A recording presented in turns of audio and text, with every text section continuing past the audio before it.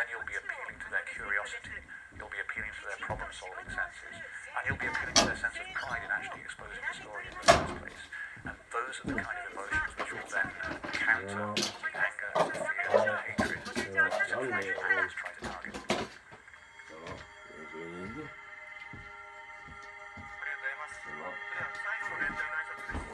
市民連合の福山信吾さん、よろしくお願いいたします。 Cities are one of the greatest innovations of all times, and what's interesting right now is that urbanization is, alongside with digitalization, a very, very strong economic force and force for innovation. As more and more people move into cities and metro areas, and urban areas were important during the industrial era, but they are increasingly important in a knowledge-based economy. And what's interesting, especially for a person like me who comes from a small city like Stockholm, is that there seems to be room for cities outside the megacities as well. There are some really interesting drivers of innovation that are smaller or mid-sized cities, amongst which Stockholm is actually one. There are a number of examples. And what is important if a city wants to become an outlier or a hub for innovation is collaboration. If you look at urban innovation especially, you need to have a strong public-private partnership. The mayor needs to gather people from private sector, from academia and other stakeholders around the table and work together to solve problems. And I think we see that to a quite large extent right now, and I hope we'll see more of it going forward. 政権の悪行について語っていただきました。もうその通りだと思います。絶対そんな安倍政権は許すわけにはいきません。So we had, I have to say, a global meeting with three North American, Asian Pacific and European members of the Trilateral Commission, which was very, very multidimensional, if I may. Multidimensional in the great tradition of the Trilateral Commission by the, I would say, experience members, by the sensitivities of the members, by the fact that it was, of course, a non-partisan, multi-sensitivities meeting, also because the issues that we addressed were very, very multidimensional. In all respect, we addressed issues that were of geostrategic nature, issues that were of an economic nature, profoundly economic nature, issues that were related to environmental issues and difficult challenges. And we addressed also these particular challenges for our societies that so-called populism represent, which is also a largely multidimensional issue. So I think it was really trilateral at its best, and also it was the occasion to confirm some dimensions and orientations of the trilateral and to make new experience, to reinforce in a number of domains our, I would say, franchise as the Trilateral Commission. First, let me mention that the Trilateral is called Trilateral because there is not only the new hemisphere, the US, Mexico, Canada, but also Europe and also Asia. And of course, the whole of Asia at a global level is more and more important. As regards new dimension for the Trilateral Commission, not only we confirm our own values, democratic values, rule of law, human rights, and all that goes with a democratic society, but we also reinforce and confirmed our values as regards multilateralism, international cooperation, in the best sense of the term. We also said that we would like to be more transparent than we were before at the level of the trilateral as a whole, with a new initiative that we took, in particular the idea of having the display of video to sum up some of the issues that we would have addressed, and also with the idea of making known at the level of the Trilateral Commission all publications, articles, interventions, books that would be displayed or published by the members of the Trilateral Commission. All this, of course, as part of transparency and also as part of being more influential if it is possible. We also have given a mandate to the three chair to see in which direction we could be more proactive in terms of communication, display of our ideas through various forms. So this is something which we consider very important and is one of the major concerns of the Trilateral Commission which took place in Paris. 譲ったまだ前の全部や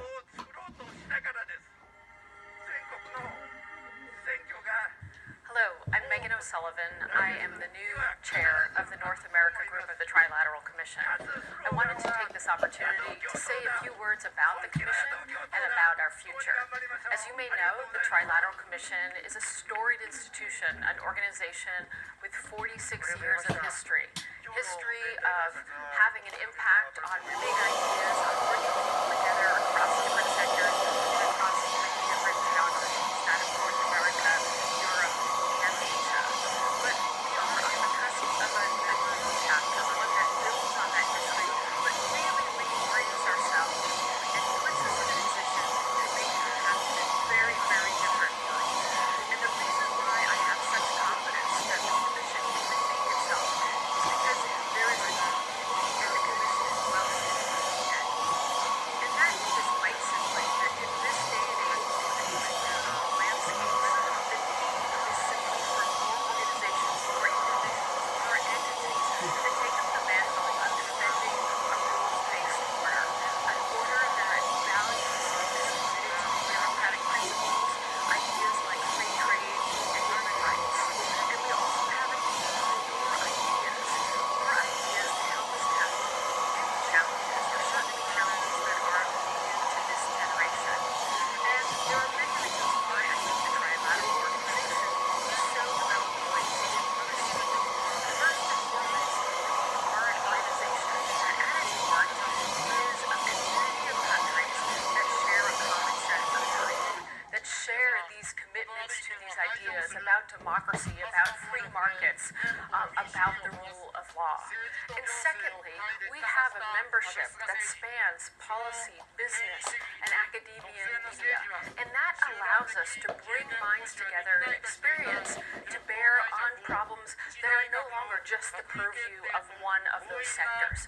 The things that need to be thought about today and where we need new solutions and prescriptions are ones that are at the intersection of business and policy, whether it is the contributions that private sector organizations can make to combating climate change, whether it is figuring out the ideas that will drive the reform of capitalism, or whether it is understanding the impact of technology on our systems. All of these things need business, government, and others at the table to help with. Now, of course, to realize this potential for the Trilateral Organization to meet this need, we are going to have to do some things differently than we have in the past. First and foremost, we are going to have to recognize, as a group primarily of democracies, we need to spend some time looking at ourselves, looking internally, saying what's happening with our own institutions, what is the health of our own institutions, and how is that situation affecting our ability to cooperate across national lines and deliver global problems to pressing global solutions. So we're spending more time talking about things like populism and the impact of technology on our own societies. Secondly, we've got to think about impact differently. Traditionally, we're an organization that has had impact based on the very nature of our relationships. We're an organization of people who have close ties to national governments, and often the ideas that we debate in private inform our own perspectives and inform our discussions and deliberations and conversations with people in positions of power. That will still be true, but today we need to think about having an impact on the broader debate. We no longer live in a world where governments are the only ones that can influence the future. In fact, increasingly, we have to think about other entities as being the real engines of change, and be that corporations or universities or even individuals. We need to think about how to shape the conversation, how to bring those groups in, to have investment in and commitment to solutions, and we need to move ahead whether or not we're able to get our governments to agree with our prescriptions and recommendations. So in short, it's a really exciting time to be part of the Trilateral Commission. I'm deeply honored to be the new chair of the North America Group, and I look forward to working with all our members and my colleagues from other regions to realize this vision. Thank you. ありがとうございました。まだまだ困難は続きますけれども、必ず私たちが勝利するんだ。双方ともに確認し合って今日の行動を決めていきたいと思います。お集まりの皆さん、そして political process of countries has been always to A, intermediate the demands of society, and second, to organize the process of political competition to mobilize the population for access to power. The first objective, the one of intermediation, has been badly eroded by technology, by the social media, because people have direct access to the politicians, to society in general, to make their demands directly to the people. However, a months-long standoff between the executive and legislative branches of the newly independent Russian government came to a head in early October 1993, as President Boris Yeltsin continued his fight for more powers at the expense of the mighty Supreme Soviet. Back in March, Yeltsin had announced on national television that he was taking on extraordinary powers to govern the country. The Supreme Soviet, the powerful permanent body that called together meetings of parliament and was headed by Ruslan Khasbulatov, convened an extraordinary Congress of People's Deputies. Votes were held to strip both Yeltsin and Khasbulatov of their powers, but neither passed. Because they compete for information and for communications with the people in general. Passions quieted down, but flared again on September 21st after Yeltsin signed Decree No. 1400, calling to change the constitution and disband parliament. The decree ordered the dissolution of both of the 1,000-plus member Congress and of the Supreme Soviet, and aimed to strip the People's Deputies of their authority. 2 days later, another extraordinary Congress of People's Deputies opened at the Supreme Soviet building, known as the White House. The Congress called the president's actions an attempted coup. A special session of the Constitutional Court, chaired by Valery Zorkin, effectively agreed, ruling that the decree gave grounds to remove Yeltsin from office and confer presidential powers onto Vice President Alexander Rutskoy. In response, police and troops were sent to surround the building. Phone lines, electricity, and water supplies were cut. People and vehicles, including ambulances, were not allowed access. Supporters of Parliament managed to form armed militias. They had been among tens of thousands who marched to the White House on October 3rd and broke through the blockade, despite negotiations between the two sides and the signing of a protocol to defuse the confrontation. Rutskoy also called on supporters to storm Moscow City Hall and the Ostankino TV tower. Police used firearms to defend City Hall, but the worst bloodshed was at Ostankino, which crowds attacked around 7 p.m. Yeltsin introduced a state of emergency in Moscow and dismissed Rutskoy. Troops rolled into the capital. By 7:30 a.m. on October 4th, an operation to clean out the White House began. At 10 o'clock, tanks opened fire on the building.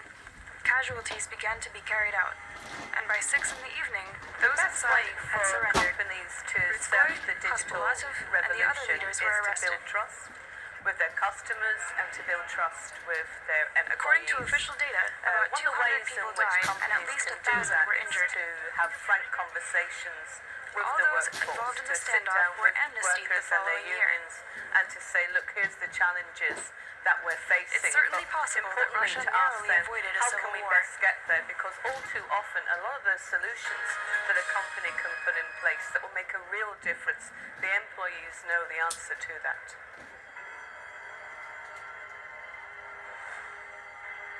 The White House, as Muscovites know it, is the bright marble building at the very heart of the city. It's now the headquarters of the Russian government. It was once home to the Supreme Soviet of Russia, not only the best, the main legislative body in the cases, country. the only way in which you can In October 1993, Russia was on the because brink we're of civil dealing war. with global challenges and therefore Deputies you on need one side, global and solutions, Boris you Yeltsin need and his supporters multilateral on the other. solutions. 2 days of street It fighting take a little left longer, yes, of dead course, and but once you get it, then they will stick around for longer, and you will get greater ownership, and therefore you will tend to have more effective solutions.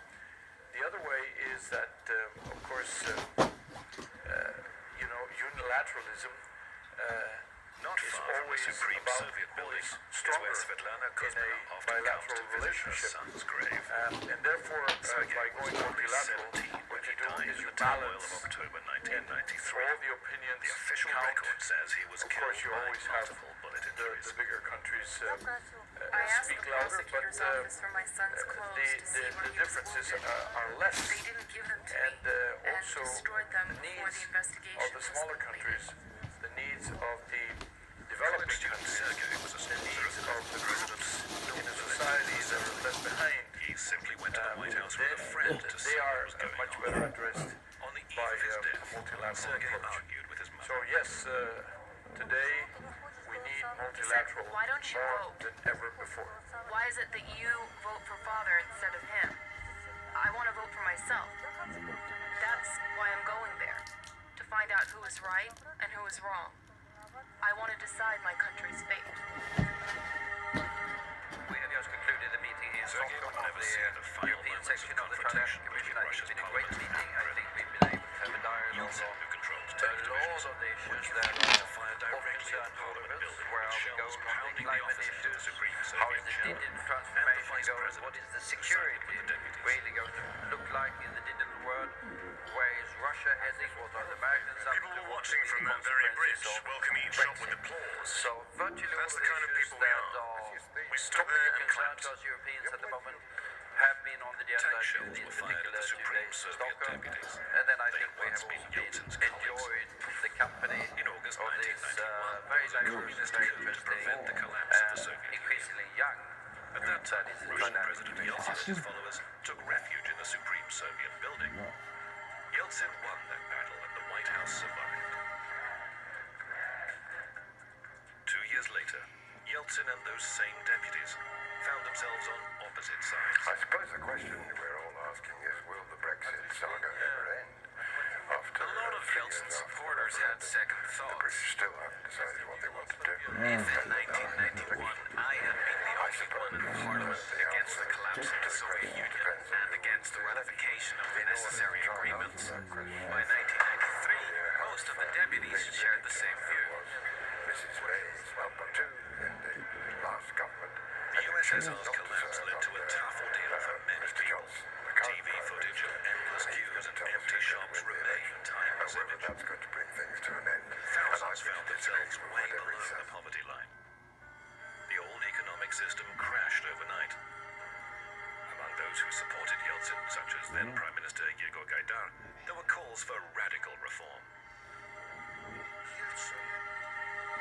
Yeltsin was aware that the Soviet Union's bankruptcy and lack of currency to buy grain had resulted in an economic freedom of disaster. assembly, and It really put him in a freedom of tough information situation so that we that can make had to be smart dealt with. decisions about how and where we want to take the future of our countries. April I think we have to be 1993, mindful of how the Russia technology voted a can be used referendum against on us supporting and the educate president our and his reform citizens program. about those risks. But I think Almost that 59% technology truly is an backed Yeltsin. enabler of our society However, and that we each should side of the continue to political embrace it, conflict not interpreted refrain those from it. results in its own way. There was a moment when an agreement could have been reached. But then Rutskoy and Hasbulatov said that only drug addicts and drunkards voted for Yeltsin. And things spun out of control The school again. of the future for the adult workforce will essentially not be a school. Russian citizens have seen what the deputies that they had chosen are really occupied with. The same faces behind the microphones, saying the same things, calling for an overthrow. Of learning are integrated into Well, every single year that somebody is at work. まあ、どけ。本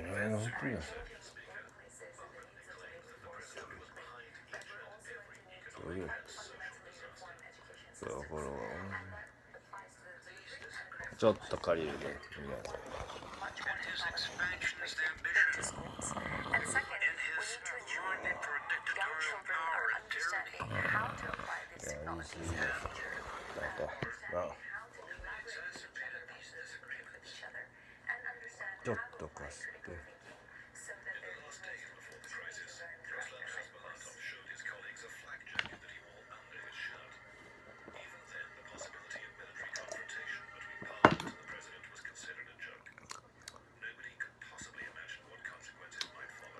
まさかね。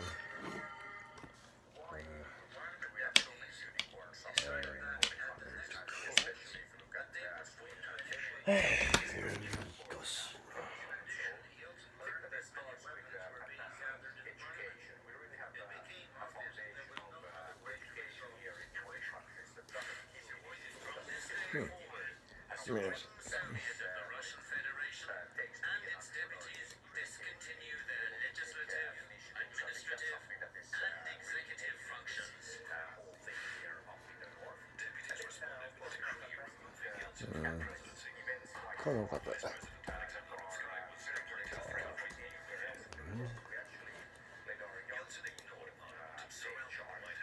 ょっとかすって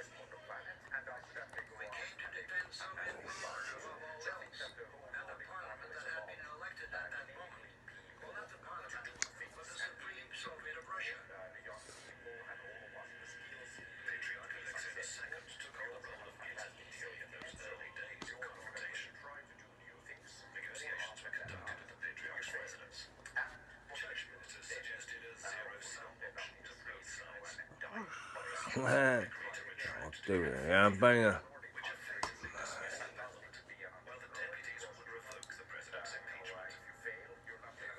まあし。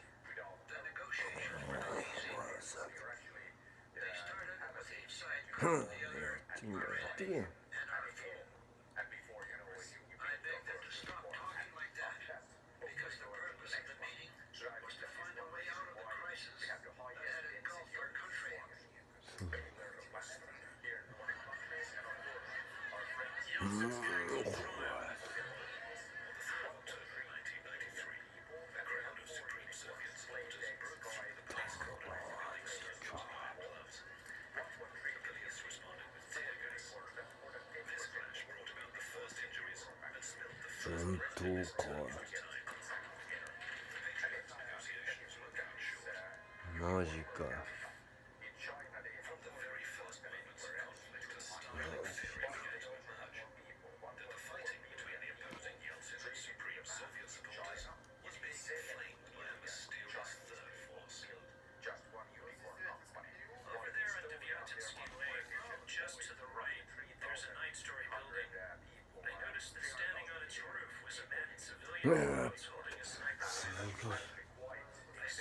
やっぱりな、マーシャリン、ジョレ・ティンガーだ。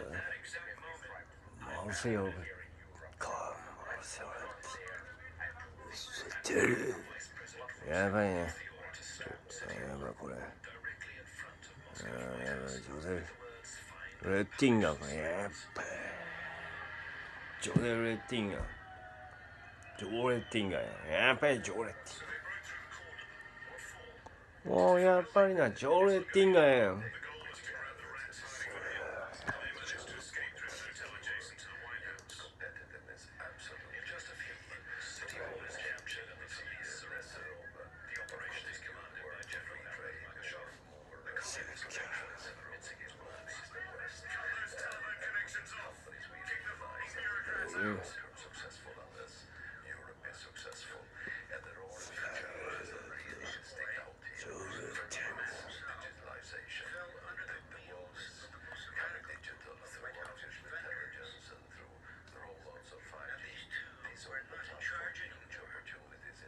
すげえな。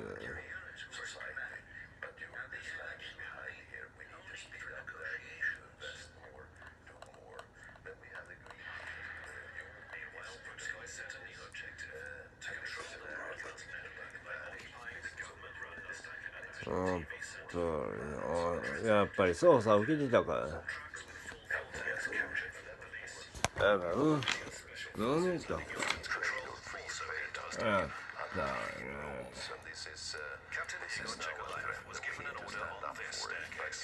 also hide behind the circular parapet and secure the building until this new landscape. The position that the soldiers were forced to take up put them at a tactical disadvantage, but there was no other choice.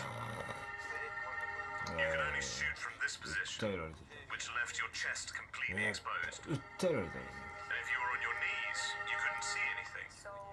So we were just sort of bent over. They were afraid to shoot right away. I remember it well. They gave us about 3 minutes to make a decision. General Makashov ordered a TV cameraman to be brought to him so he could deliver a speech live on air. But Setsnar officers refused to obey. A rally broke out at the entrance to the TV center with more and more people joining in every minute. The majority had no idea that Special Forces soldiers had guns trained on the crowd.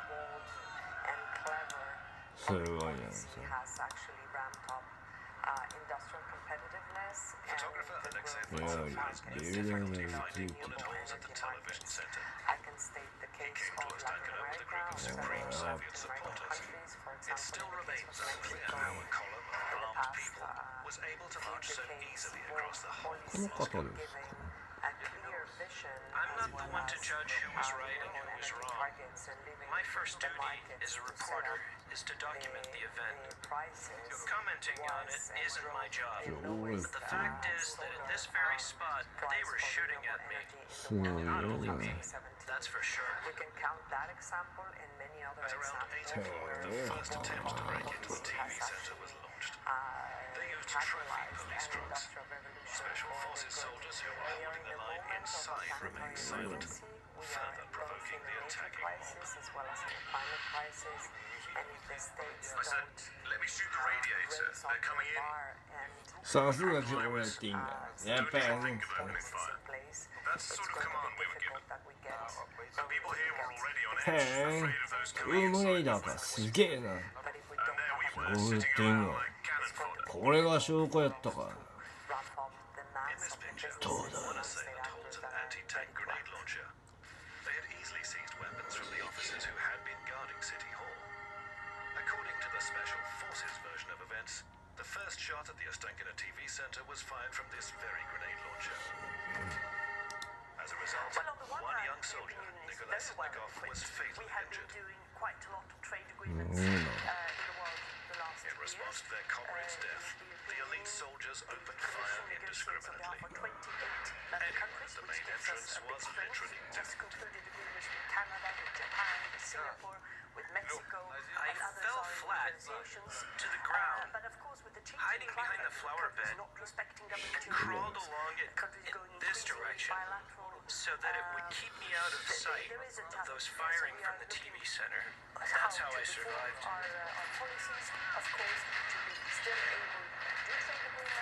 There was one man who called out to the Special Forces officers, I'm dragging an injured man away. Don't interfere, he'll die. He turned his back to the officers. There was a burst of gunfire. He dropped dead. いや、そうな、亡命せえ。だから、大使館に3号に。ジョレティンガーが青ですね。Shots coming from the assailants was false. We tested the grenade launcher and visited the internal military training ground. All of them told us point blank that the grenade launcher was not fired inside the television center. Brexit. And that Officer Sitnikov's death has no relation to it. On the 12th of December. Nevertheless, the majority of Muscovites who took to the streets that night in support of Yeltsin were convinced that the Ostankino slaughter had been unleashed by supreme Soviet followers. At the rally, they called for people to take up arms and defend democracy. Similar appeals were heard on TV. As a result, after the rally, people really went on White House next morning. And some died there after being shot by their own government troops. This is how the square in front of the White House looked at dawn on the 4th of October 1993. Many of these people had little more than an hour to live. Soon after 6 o'clock in the morning, the barricades would be torn down by Yeltsin's forces. Then we've got to negotiate the new relationship relationship on trade. The first victims of that horrible day lay here. Between the United Kingdom, which will I saw them from the window of the Supreme Soviet building. They were two young guys who had been shot beside a shallow trench. But it's going to be next door to the European I think that was probably the most depressing image of all. Most important trading partner, our closest geographical democratic neighbours. This is how the streets next to the White House looked on the 4th of October 1993. いやまた愛媛県か。 Journalists found themselves in the firing line as unknown snipers on the rooftops of nearby buildings opened fire indiscriminately. Rostem アンジェリーナ・レッティだった。 was never able to finish his report. Hmm. Yeah, no.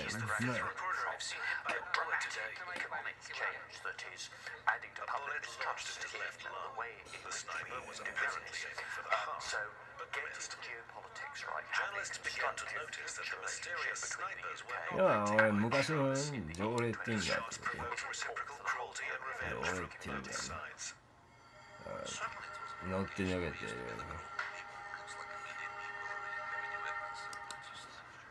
It's just the instinct of the death, and people, I think, try to kill a lot of journalists because they're witnesses of different criminal stuff which was conducted there. For 20 years, that it has been claimed in the gamification and communist game-based press learning that the snipers were indeed professional is the soldiers of future of fortune lifelong came to learning. Russia at the I invitation of the believe that president's security because service. as we train the new accusation is generations strongly denied by Yeltsin's in the followers. workforce, we know that we need to create materials that are a lot more engaging, that are a lot more useful, and that are going to have an impact in the way that they learn and in the way that they acquire the new skills that they need in order to remain competitive in the marketplace. What a better way to do that than through video games? As children, we learn through playing, and we believe that through gamification and through game-based learning, we can make learning fun again, not only for children, which we know is the best way to learn, but also from adults. If they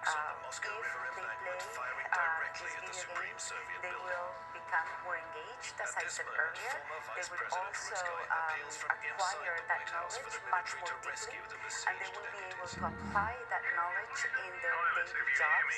And finally, by doing the video games through the simulators, they will be able to have experiential learning to get the feedback on what they're doing right, what they're doing wrong, So and they learn lied from that they had used blank or wooden shells. But the building was burning. Remember how much time it took to restore it? How could blank shells cause such damage? Deputies get together in the conference hall on the 5th floor. Very clearly, I think the world is moving towards secular economy. It's a necessity. When you look at water scarcity, when you look at waste pollution, everybody is now aware of that if we want to make a conciliation between the planet for our children and economic development, we need to move towards a secular economy, and by education, by innovation, by a different way of doing business, both for citizens and also by companies, we will make this move which will help us collectively to have a planet great again. Thank you. Political hotspots along the borders of the former USSR. Now they were called upon to stop a civil war at home in the capital. In the afternoon of October 4th, while under fire from snipers, Alpha Officer Sergei Kushkin began negotiations with the deputies inside the White House. We all laid our rifles down and started waving our arms, asking them to cease fire. Don't shoot! Our lieutenant colonel is going to talk to you! Whenever they want. Alpha US soldiers made their way to the 5th floor to talk to the deputies, many of whom were preparing to die. While there's some concern that large companies We told Rutskoy we could get them 誰か選挙ってたね。さすが。 put them on buses and drive them to the nearest metro station. He asked whether we could take Hasbulatov and him to the American embassy. We told him that it was possible, but that we had to consult our superiors first. Powerful After sorting everything out, I had to report to my chiefs. I pressed the button on the radio and suddenly heard random shooting and screaming. I couldn't understand what was happening and switched the radio off immediately to avoid panic. Retingers. ね、トヨタの豊田さん、こっそりグリーンゲートのやっぱりシェン入ったね、ああいうワールド入って関係やっぱりね、トヨタを知ってたね、だいぶ忘れとったね。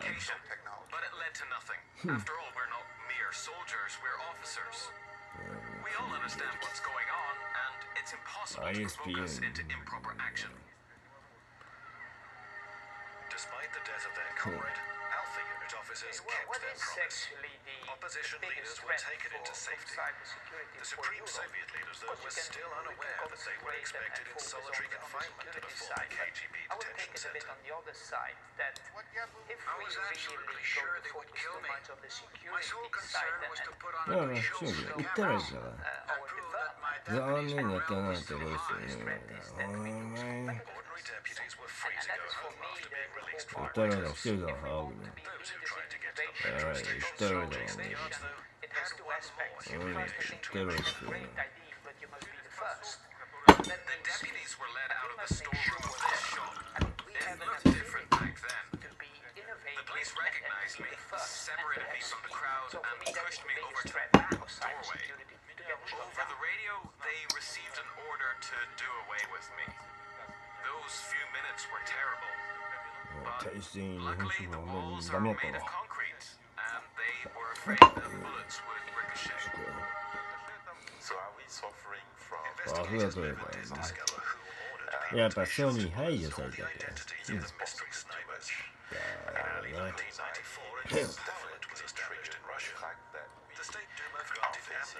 ね。おしよけ。おー。いやいや。トヨタ言ってくれたね。うん。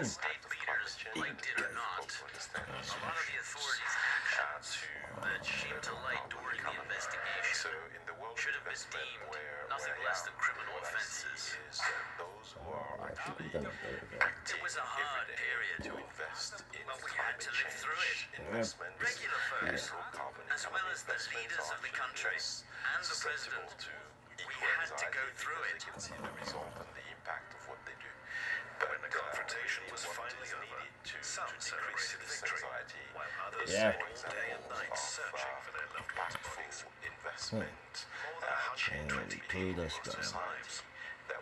トヨタでいいんだよね。 After the tragedy, うん、いいんだ Svetlana よね。 couldn't いいんだよ。 identify her 17-year-old son Sergei at a city morgue. At one end of the morgue, people were crying. The other end was the same. They were looking for their relatives. I said, I don't want to live anymore. トヨタの証明。 U.S. and West European support for Ukraine was very well coordinated, and we were maintaining a consistent pressure on Russia to And 6 years later, she gave birth to a second son, Alexei. Unfortunately, I think Until now, history books have offered conflicting and inconsistent accounts of the events of October 1993. Alexei has already formed his own vision of those events during his childhood. He's now 14, just like Sergei, when this photo was taken. やはりな。あ、おせえべ。やはりな。なるほど。だけど寒かったね。そういうわけでね。ジョーレ・ティンガージュニアですね。アークレ・ティンガーですね。はい。ここ、足が見える。そう、一応見える。やっぱり同じか。やっぱりな。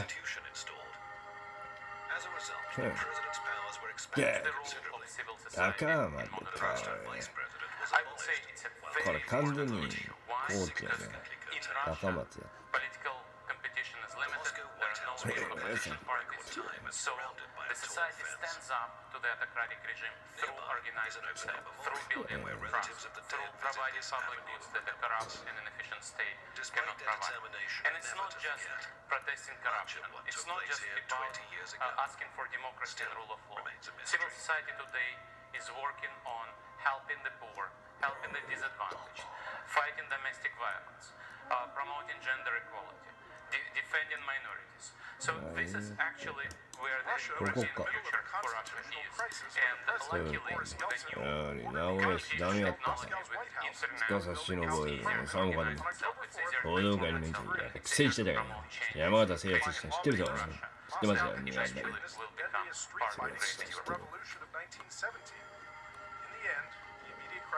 この大変だ。2020年というまだいたわ。collapsed in December 1991, Russian President Boris Yeltsin launched a set of radical economic reforms at a time when 1,000 NATO troops are stationed in Estonia and Russia to deter possible Russian aggression. When President Macron is speaking about what he calls staff déconcentré, when citizens in Moldova and Georgia are questioning whether Europe and the US will come to rescue if there is a security guarantee, and when sanctions against Russia and counter embargoes have become kind of the very essence of the idea of a European security policy, well, what can we expect from Russia? We know that Putin is actually more popular than most of his competitors. But will Medvedev be a different leader than Putin? In short, can we expect a different kind of trajectory from Russia in the coming years when the bureaucratic elite inside Russia is focusing more on digitalization than what some might call modernization? As always, the views of Russia are diverging. Soldiers managed to arrest the leaders of the resistance. The political crisis that had brought the country to the brink of civil war. In the end, according to official figures, 187 people died and 437 were wounded in the clashes. Developments in these last few years are showing us that the strength of the EU relative to individual countries is not constant over time. I believe we can say that the EU is strongest towards candidate countries when a country wishes to accede to the European or to the Eurozone. このジョーって That is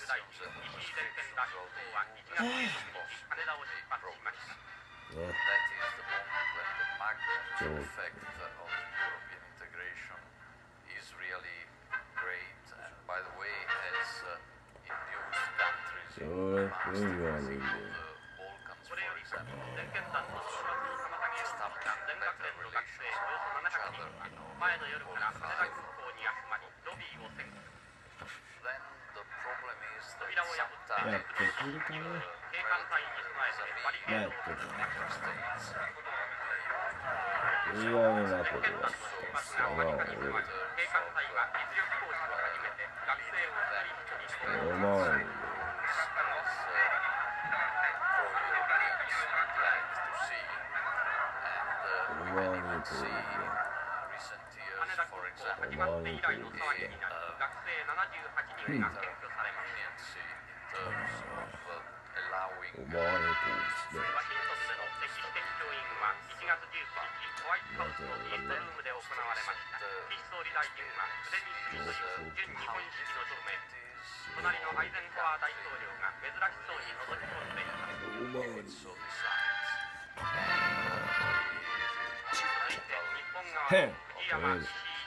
やってくれたな。やってちゃだ。アメリカ側は主席全権のカーター国務長官マッカーサー対パーソンズ全権が署名して新しい安保条約の調印が無事終わりました。写真です大会は民主社会主義の綱領や基本政策を満場一致で可決。委員長に西尾末広氏を選ぶ新しい政党が発足しました。社会党は党の立て直しを図るため鈴木委員長が辞任。沼稲次郎氏と川上丈太郎氏で委員長の選挙をした結果、3月24日の党大会で浅沼氏が新しい委員長に決まりました。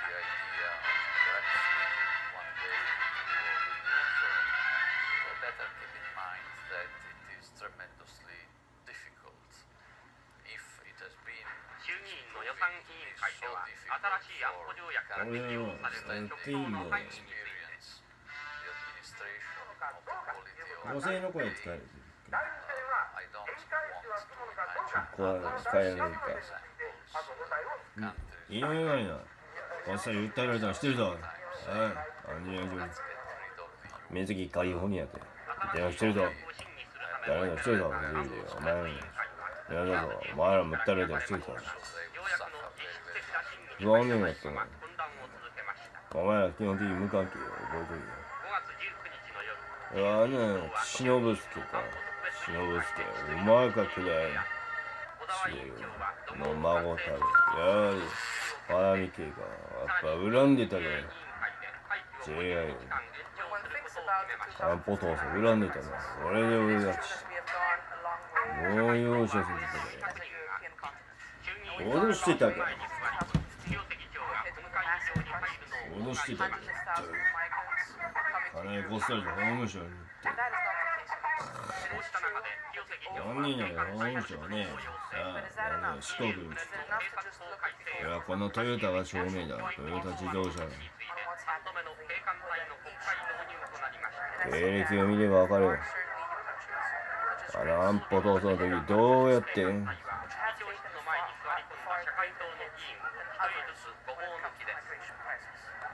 経歴を見ればわかる。あ、いや、佐々木ちゃん。こういうね。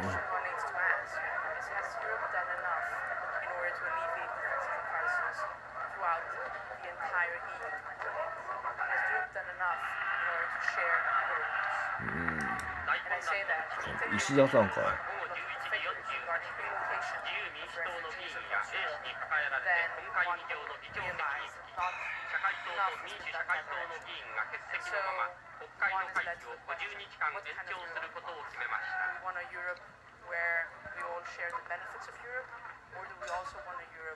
いやみんな、安保闘争でやっぱり車普及したから、トヨタさすがですね。さあみんな車で首都東京に進軍したよ。やっぱり車が普及したから、すごいわ、いすずも。さあ、発展した。再開を潰すまで、やっぱり再建したから。この日産や。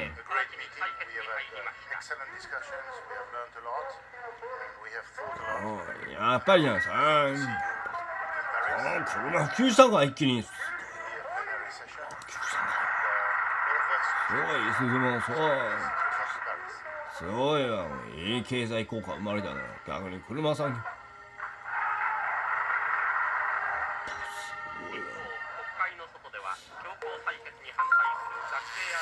ここや。そう、やっぱり安保闘争で被害受けたから。やっぱ被害受けたな。承認。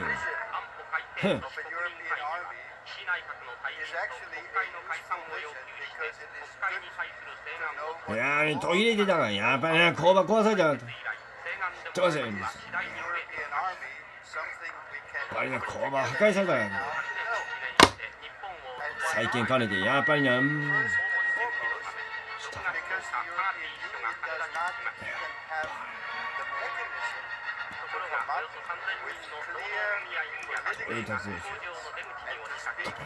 これ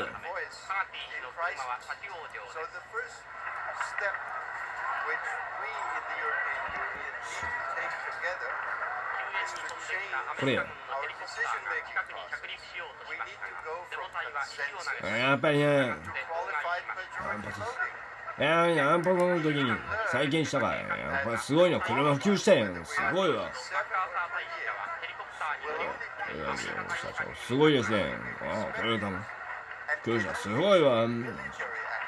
経済良くなってすごいわ。さあ、急激に普及的な安保闘争がみんな車に乗って。みんな向かってん。 and we will need to work on that also. やんや。いやいや、安保闘争反省会がやったんや。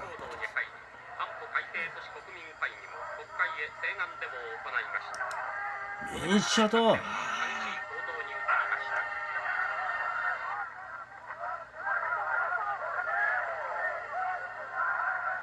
So, the question is, what is the future of political parties?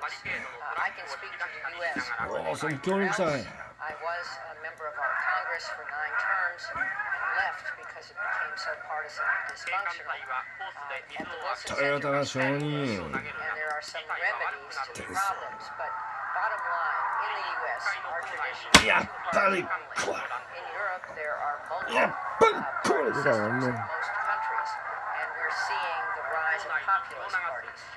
やばい、家の大作さんが、やばいや、そうか。 The Republican Party that is now dominated by our president, and the Democratic Party, where most of the noise is coming from the far left. What we don't have is anything to represent the center, and that is the challenge for the U.S. going forward. That is something I work on, and that is something that the Wilson Center is hoping to improve. Because if we are to convey a majority view in the United States, essential to making our foreign policy and domestic policy effective, we need to advance so that we have both parties participate. And we'll advance that goal here at the Trilateral Commission. サングラスかけてみたいけどね。新しい安保条約が自然承認される前日の6月18日、安保改定に反対するデモは文化人や政家たちも加わって国会を取り巻きました。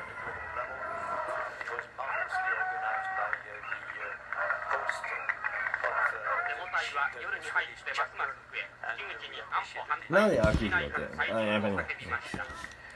岸総理大臣は官邸でデモ隊の歓声を聞いていました。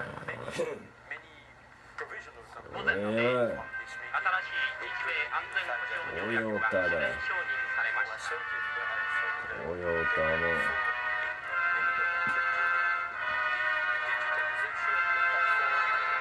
やがてデモ隊の歌声や歓声とともにしらじらと夜が明けました。依頼者でした。外務大臣公邸で藤山外務大臣とマッカーサー大使との間に新しい安保条約の議定書が交換され、新条約は効力を発揮しました。安保問題をめぐって波乱を続けた第34通常国会は7月15日、荒見き、よう分かったか、兄さん。よう分かったか、それは。お前らがやったことだ。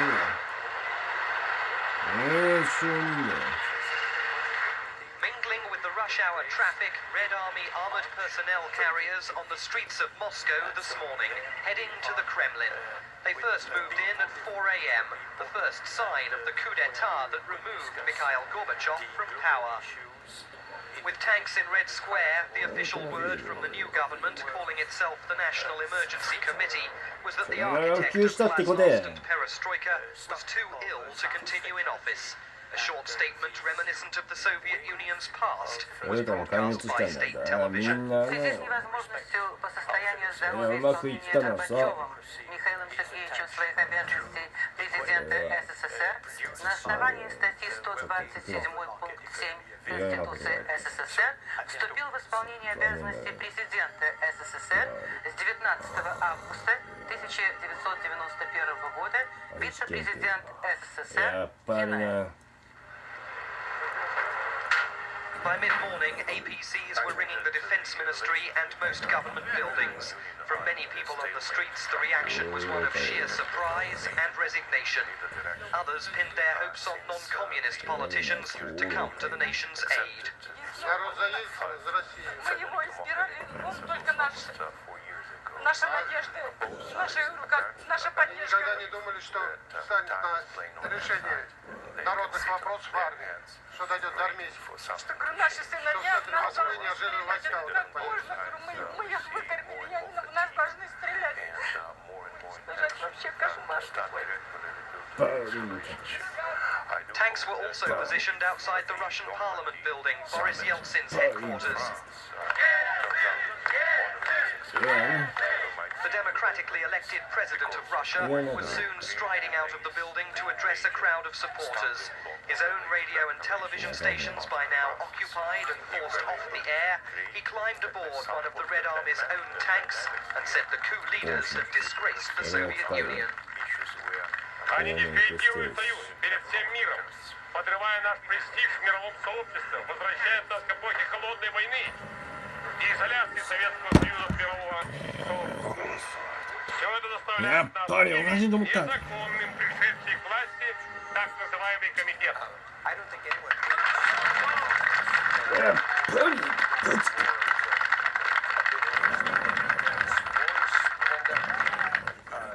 Соответственно, объявляем незаконным все решения и распоряжения этого комитета. And he went further, calling for civic resistance to the hardline grab of power. Обращаемся к военнослужащим с призывом проявить высокую гражданственность и не принимать участие в реакционном перевороте.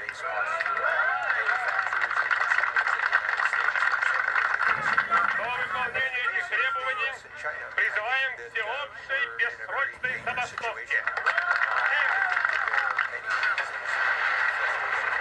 Yeltsin's supporters reacted with their bare hands, building makeshift barricades with whatever piece of disused machinery or brickwork was available.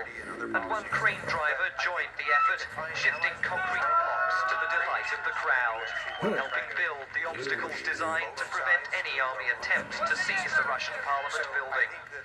No attempt was made. One army commander loyal to Boris Yeltsin, Colonel Konstantin Kovyets, tried to reassure the crowd. Competition, cooperation, and confrontation on these drawing lines on some issues. So I think гражданина России никогда не позволит того, чтобы армия выступила против своего народа.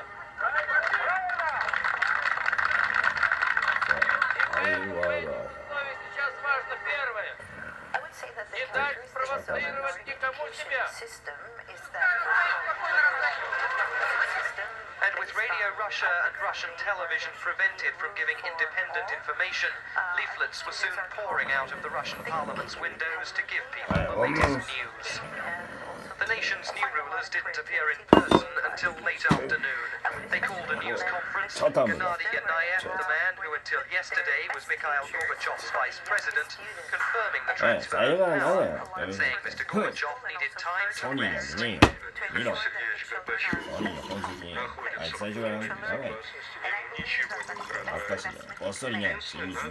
определенное время для того, чтобы он просто восстановил свои силы. Но в таком режиме, дамы и господа, работать, в каком работал президент Горбачев все эти последние 6 лет, естественно, организм изнашивается немножко. Я надеюсь, что мой друг, президент Горбачев, будет строительным человеком. Yanayev was Gorbachev's choice for the vice presidency last December, a choice many radicals said had been forced on him by conservatives within the government. Backing his grab for power today was the head of the KGB, Vladimir Kryuchkov, a man who has not hidden his animosity towards the country's fledgling democratic steps. Boris Pugan, the Interior Minister, is also a member of the Emergency Committee. His troops were responsible for the killing of Lithuanians seeking independence earlier this year. And Gorbachev's Prime Minister, Valentin Pavlov, also turned against the man who promoted him. Only last week he said the country's new Treaty of Union could result in a power vacuum in the Soviet Union. Today, the men who say they took action to prevent that also said they weren't committed to reforming the Soviet Union as Gorbachev himself. Я хочу сказать,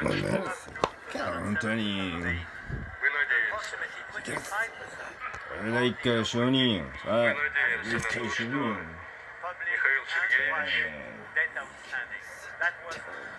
поправившись, てめえ最後ぐらいお前これ из исполнению своих обязанностей, 南極にを作 по った крайней の мере, さ тот 英語 путь, が который 俺が начинал Михаил Сергеевич Горбачев в 1985 году. Этому курсу мы будем следовать и дальше. One of the committee's first actions was to silence Moscow's Radio Eco, the first news radio station independent of the Soviet state. This afternoon, journalists continued to prepare programs as usual, unable to transmit them to the people.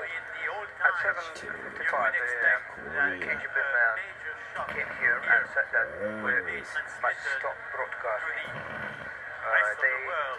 They stood here 気に転化しすぎやろ Also taken off the streets, reformist publications like the news weekly Ogonyok. The latest edition of the magazine, directly associated with Glasnost, was rolling off the presses only last Friday. From tomorrow, just 9 newspapers will be permitted to publish, all of them, like Croft, supportive of the Communist Party and Marxism-Leninism. Tonight, state television's news program broadcast pictures of the events at the Russian Parliament building, as well as calls for a general strike.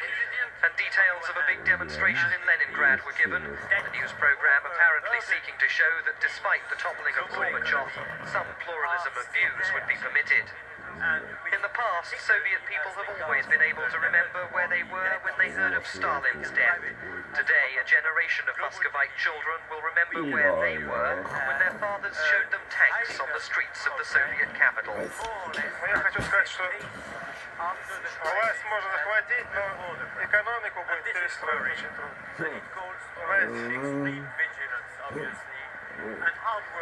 Экономика, ее нельзя. Tonight, tanks are still in position around the Kremlin, the new leaders installed inside, former President Mikhail Gorbachev believed to be at his summer home on the Black Sea, unseen and unheard by the Soviet people today. Tomorrow, Gorbachev was due to preside over the signing ceremony for the new Treaty of Union, the document that would have changed the face of the Soviet Union by giving more power to the republics and less to the center. The signing ceremony has been cancelled, with opposition parties and public demonstrations banned. Those who have spent the last 6 years trying to bring democracy to the Soviet Union will now have to break the law to spread their ideas. For World Monitor, I'm Simon Marks in Moscow. The low carbon economy should come because to avoid the climate change, serious effort is necessary. Many of the governments are trying the new technologies, new regulations, new rules to move to that direction. But IEA, International Energy Agency, assessed the current effort is not enough. We need a much more effort to introduce new technologies about renewables or carbon-related technologies, efficiency in the chemical sector, in the industry, and new regulations. So we need double or triple our efforts to make it happen. One of the areas which IEA focused on is hydrogen. Hydrogen can be used to store the electricity generated by wind or solar, which is very volatile, and storage is a key element. So battery may not necessarily be enough, so hydrogen can be used. Also, hydrogen can be used for steel, cement, some of the industries where the decarbonization is very difficult. So that's another area. The third one will be the hydrogen could be the new transformation for the sectors of the oil or gas producing country. If they can remove carbon dioxide from oil or gas or coal, then these hydrocarbon change into the very friendly, climate-friendly resources. So this may prevent the hydrocarbons as a stranded asset. So maybe the hydrogen is one of the key areas. We need lots of infrastructure building technologies are necessary, but hydrogen may give us a good chance to achieve the sustainable future. Soviet Vice President Gennady Aliyev has taken over as president because Mikhail Gorbachev cannot perform his duties for health reasons. Mark the date well. August 19th, 1991. Historians are likely to be analyzing the events of this day for generations to come. Military leaders and the Soviet secret police have taken control of the government, and now Vice President Gennady Aliyev is So what does it take? What can hardliners say the country has become ungovernable because of perestroika. Tanks are moving into the capital, taking up positions at key government buildings. Outside the Russian Parliament building, crowds began gathering early this morning to hear Russian President Boris Yeltsin call for a general strike to protest what he calls an unconstitutional coup. Because Gorbachev has been vacationing in the Black Sea resort area and has not been seen since the takeover. I should just tell you that Gennady Aliyev is a veteran Communist Party leader, and he is a man who was selected by Gorbachev to become his running mate. He was initially rejected by the liberals in the Soviet parliament, but was ultimately voted into office. Juliet is standing by in Moscow now with a report on this morning's event. Tanks from the Soviet army's Kraft and other divisions raced through the streets of Moscow along roads leading to the Kremlin. Armored personnel carriers rolled by, carrying scores of troops, some of them brandishing machine guns. Early in the morning, military vehicles rolled up to the Setsnar Tower, one of the Kremlin gates. There was no confrontation, but it was a show of military might. The military activity underscored the membership of the emergency committee Aliyev has put in charge. It includes other hardliners, such as Józef, the defense minister, and Grishko, the head of the KGB. Civilian traffic rolled alongside the military vehicles, and pedestrians strolled past stores. But the emergency committee banned all demonstrations, threatened a curfew if there are disturbances, and took control for mass media.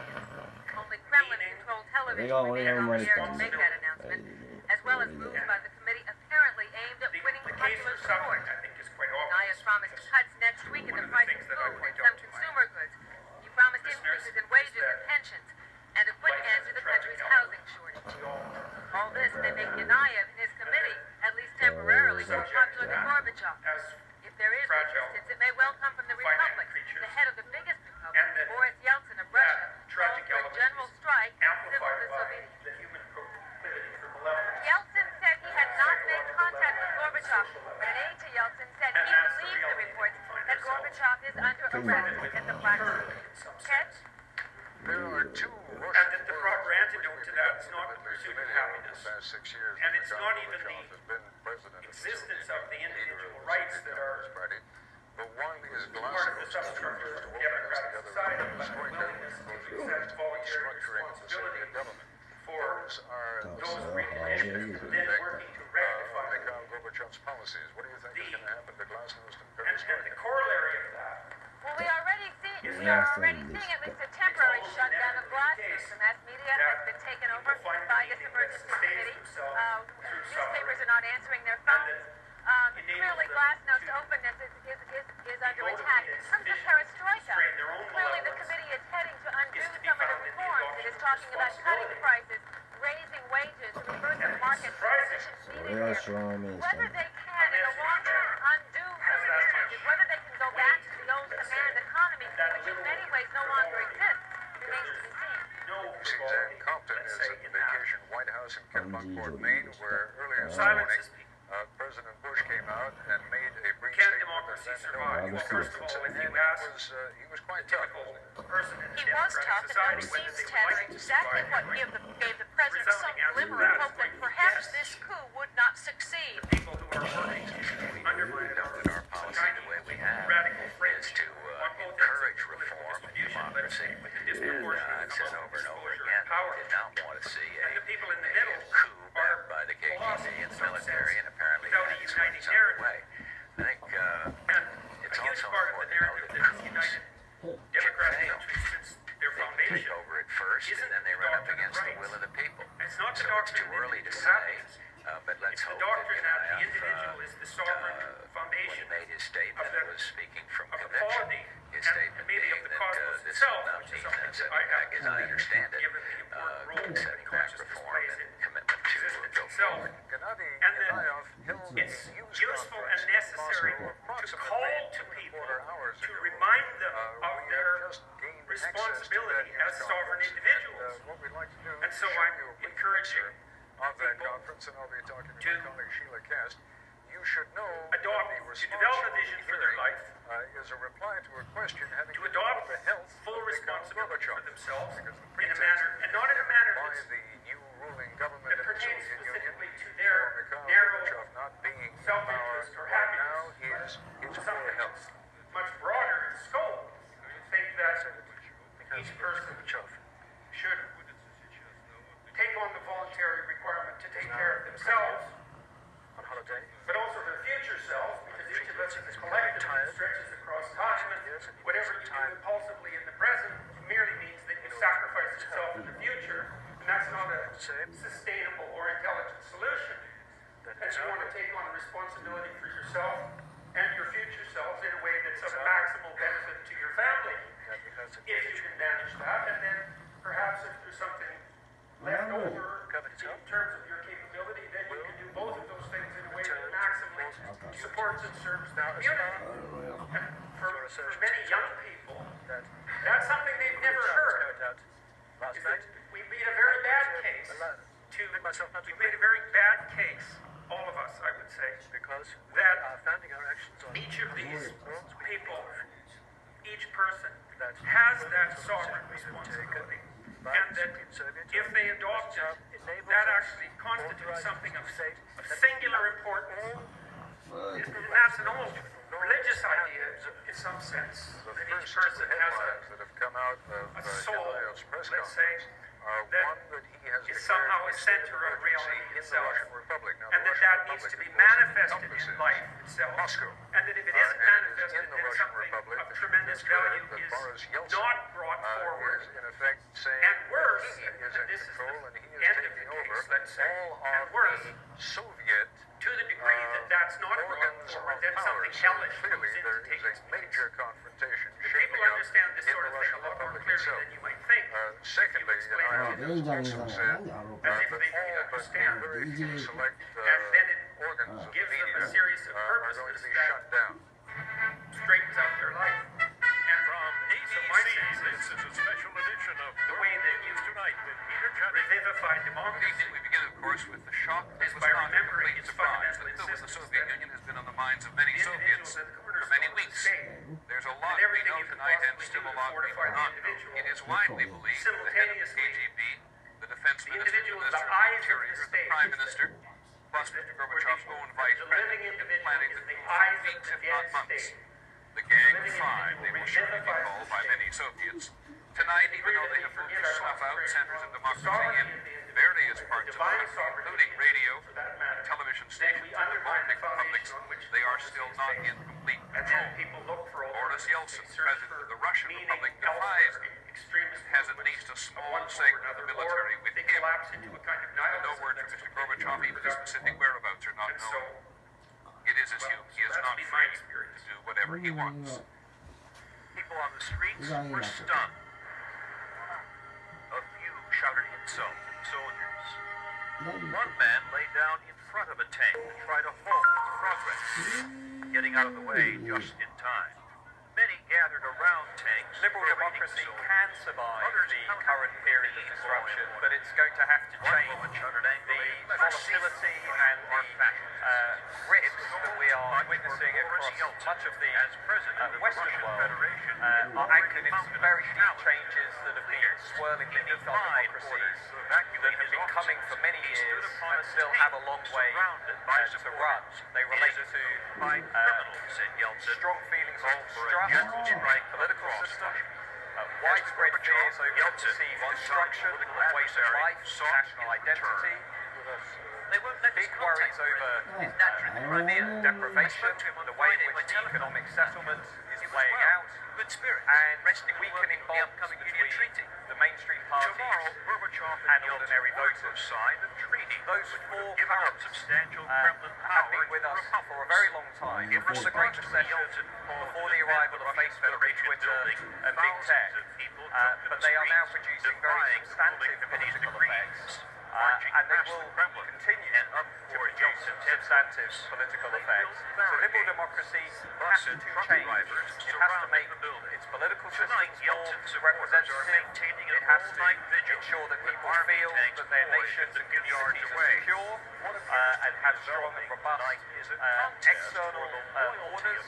And it also, over the long term, needs to devise an economic settlement that ensures that everybody feels that they are relatively getting the gains and the benefits that other groups in society are getting as well. It's a very big challenge. No clear answer, of course, as to now, where the ball is very much in liberal democracy's court. Have moved in hard against all communications facilities, particularly in Kaunas, in Lithuania, and in Riga, the capital of Latvia. A closer look now at the men who have taken control of the Soviet Union, and we are reminded again that what you see is not always. So bringing trilateral to Slovenia means also bringing Slovenia to trilateral. And as you know, David Rockefeller Fellows have extreme progress. It is our pleasure that we connected them at the MCHEM breakfast with Slovenian Business Society. They were talking about the global issues and how connected the world is with some local representatives and even some members of trilateral. It is also our pleasure that the former Prime Minister, who is the current Minister for Foreign Affairs, Dr. Miro Cerar, had the time to meet with them and discuss where the Europe is today and where the Europe is going. And of course, we have finished our program with amazing lunch. Professor Dan そう。愛知県警じゃない、愛媛県警。ここに待機してたんや。聞いてた。それと、福井県警も。来てたの。福井県警来てたの。福井県警に割り込んでたの。ダメです。No, liberal democracy will not survive in an unchanged form. It has not been changed enough to accommodate the fast, speedy development of the internet and of the communication technologies. And it has been changing too much, given the rather static nature of men. で、俺の件して、お前が2017年本部の刑事課がいなくなったらダメ。俺行って、そして電話したから行ったんや。連絡しといた。行った警視庁の赤坂署に行って、本部がいいやん。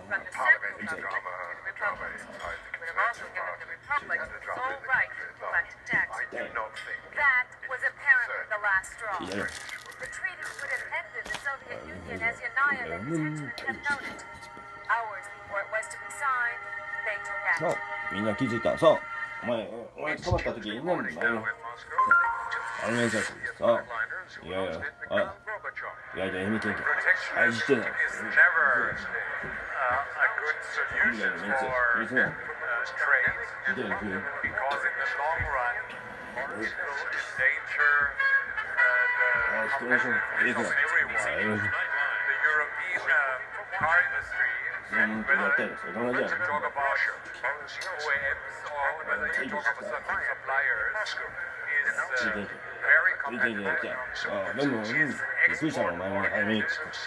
She's very successful on world markets, but most of the companies are not only delivering cars to other parts of the world, they are also producing cars in those parts of the world, whether it's in the United States, whether it's in China, whether it's Southeast Asia, where they have a lot of success. That means, in the long run, free trade will be beneficial for economy and for the countries which want to safeguard jobs and prosperity. Down there are 見たの本部の俺でもの要員長あの時言ったやんさ階級問わずいいねん A quantum leader is a new paradigm leader who realizes that the world is holistic, all things, all people, all problems are interconnected. There are no others. There is no separation. I am you are me. Thus, a quantum leader would face the problem of inequality very differently, or the problem of identity very differently, because we are not separate, atomistic, isolated individuals, and our problems are not separate, isolated, and atomistic. A quantum leader is ethical, is moral, has compassion. A quantum leader is self-aware. A quantum leader celebrates diversity. A quantum leader asks fundamental questions. Always questioning him or herself, questioning assumptions, questioning the way things have been done, questioning the norm. Going to the edge of chaos, shakes things up, thrives on uncertainty, thrives on chaos. A quantum leader is filled with compassion, and a quantum leader is called to lead, called to serve. There's a sense of purpose, a sense of higher meaning in organization. A quantum leader is a servant leader. 操作やった青鬼プロダクションになって知ったんだよ担当者に言えましたね担当者に行ってきたよ行ってきたよ来たよ何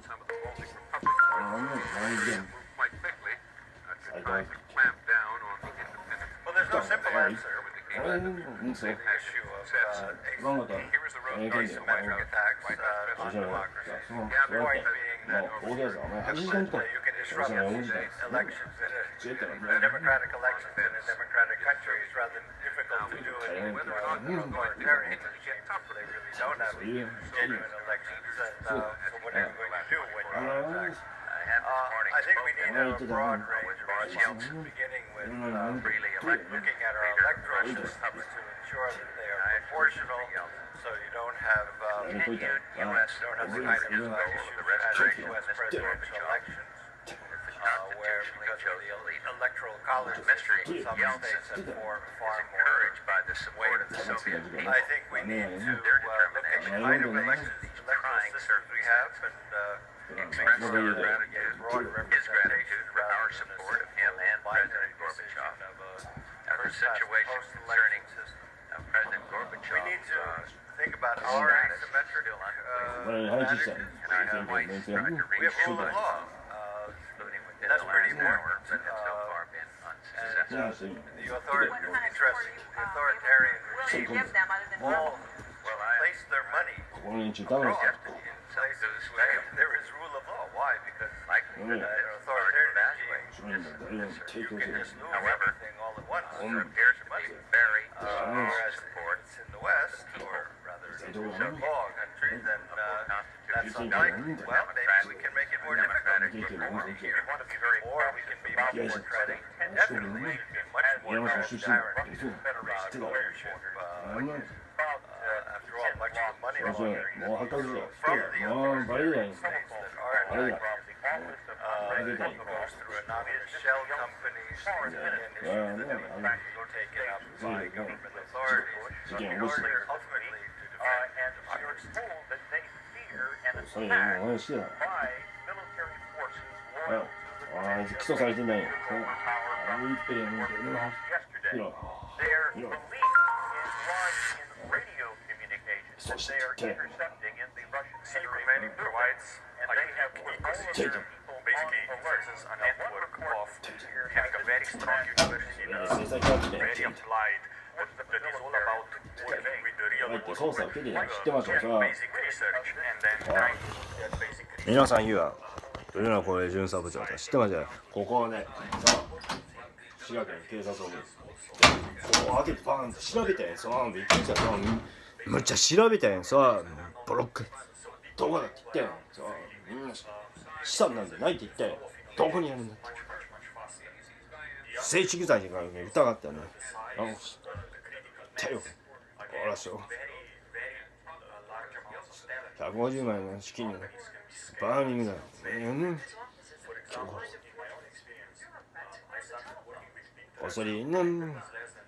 어서리는 아가사 쇼케이데는 오도강이지 알뼈제 아니 교고로 선택難しいよ 어려면 難しい 아는 사쇼 어쇼가 자 안지 LA는 군사이반쇼가 지휘진 기타 오고 있어 어려면協力者や 다소니 무리했다는 민나協力者 大抵見合ってた事件最後の被害者に気をつけろほっとけよし一緒だ美智子さんよし一応ねそうないよねっていうね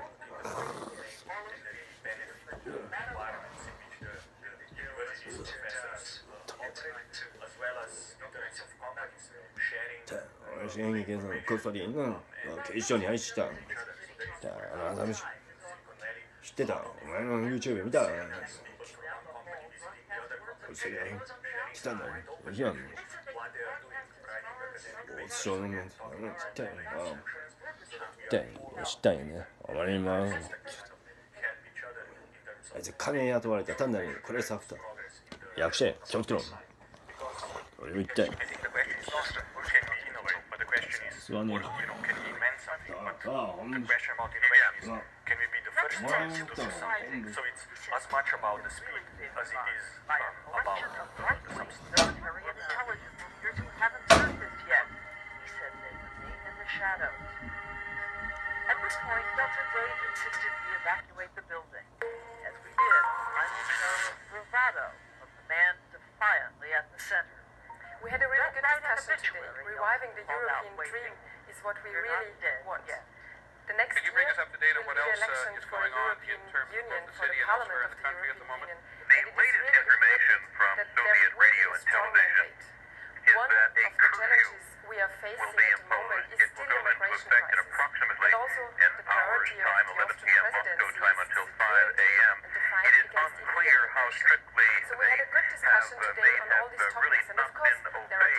And the other interesting development on Soviet television tonight was that it was announced that Prime Minister Pavlov had fallen ill.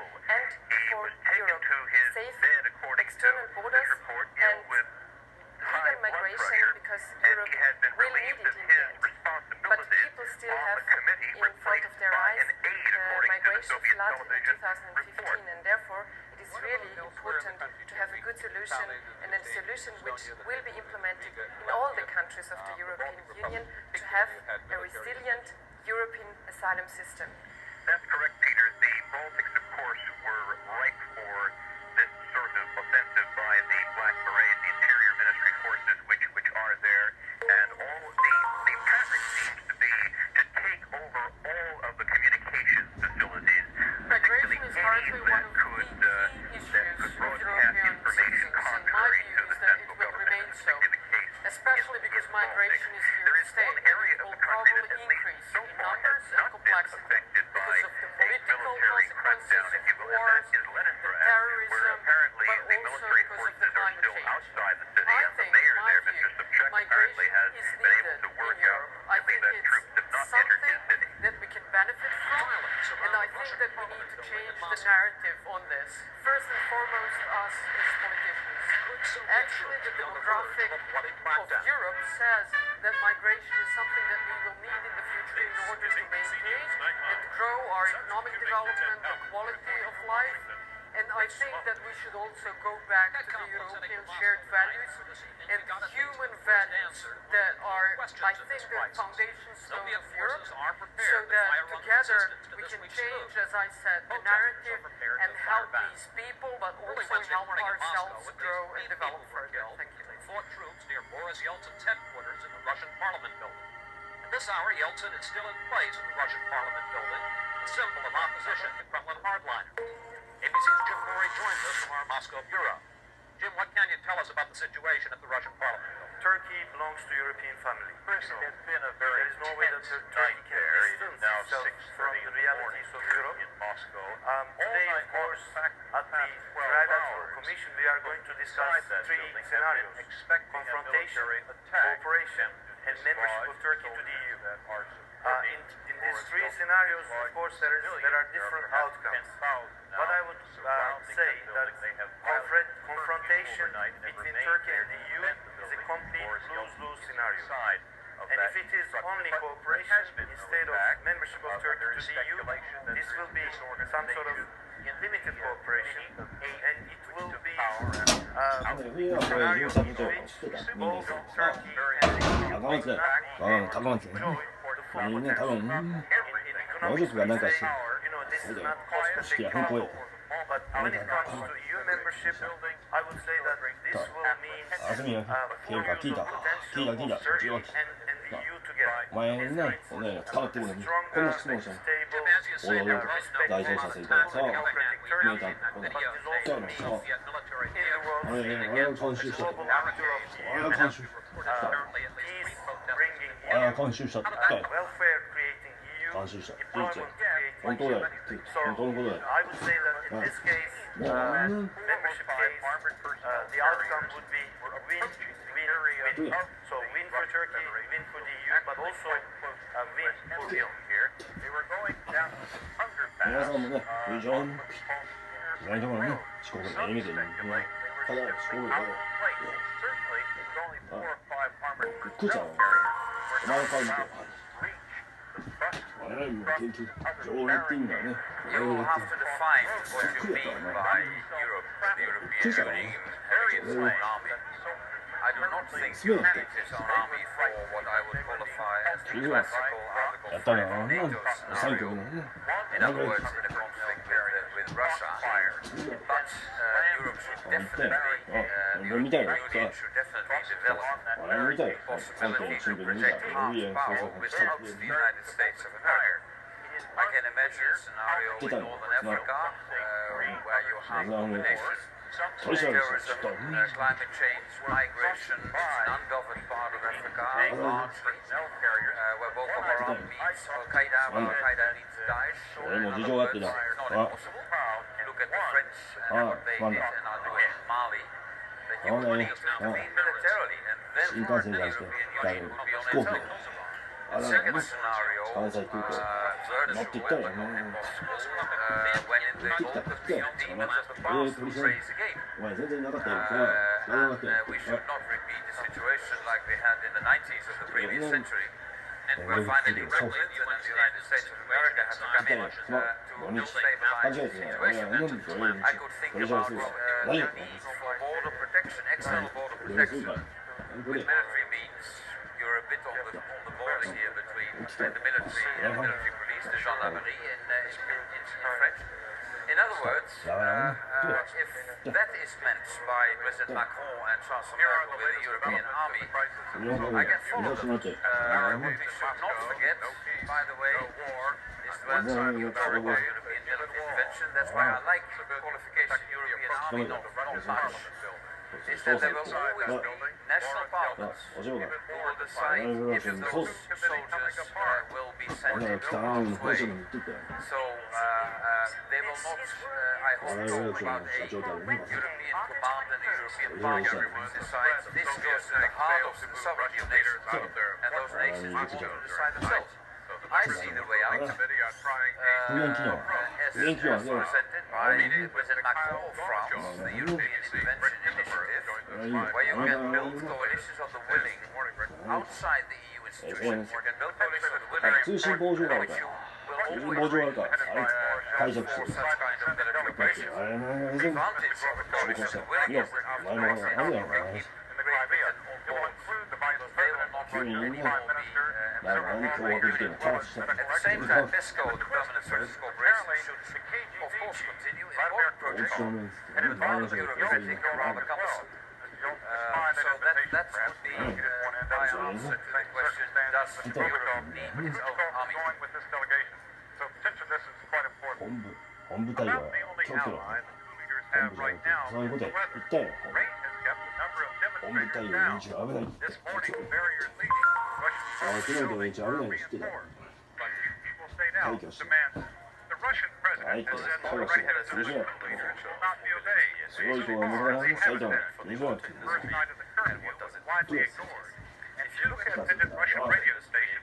公平に目覚め白状した。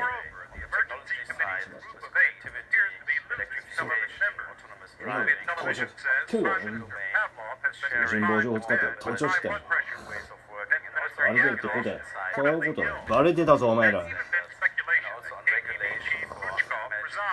あ。応援ゲーム知ってたぞ。ああ、お肉なことは言う。大きなやつは夢レコードメイツはあいつらも来るわ。西村明夫と来るやん。そうそう。今や来るわ。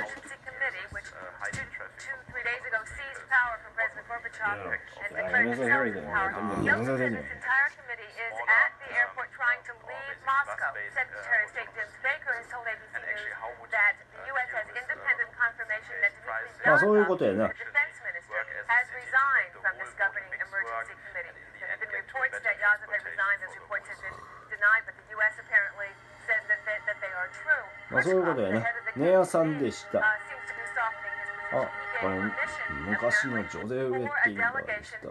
俺のジョゼ若い子ね。タモリさんが証明しました。はい。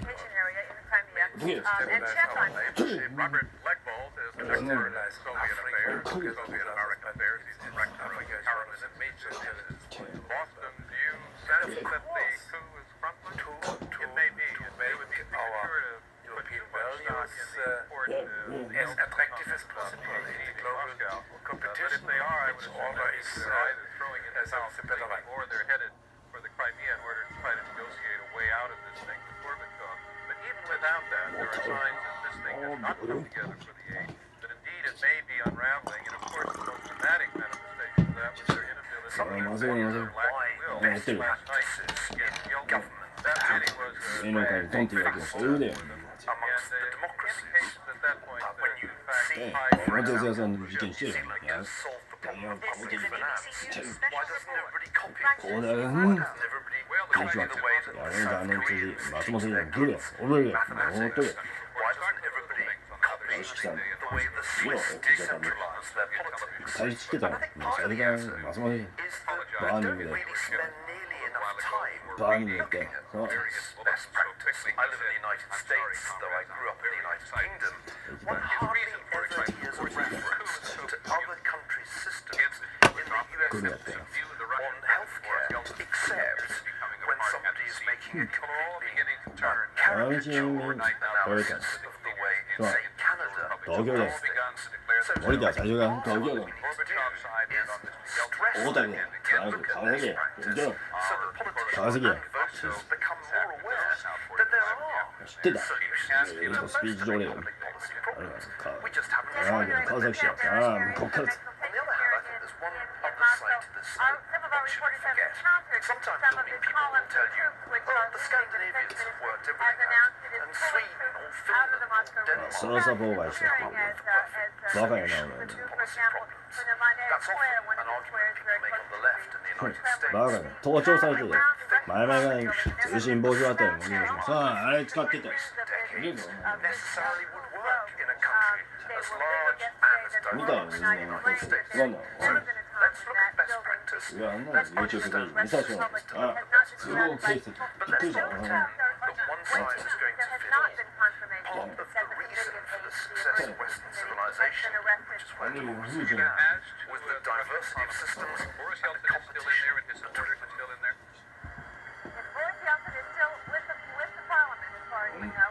Although his prime minister has left with a delegation of some other Russian Federation officials and medical experts. I recently read that information is now the world's most consequential. Another point I wanted to mention, you were talking about Lamheerh. That's right. Global internet penetration has revolutionized the information domain. Information operations dramatically expanding its capacity. This is a new challenge for media organizations, which are already facing a business model crisis and declining trust.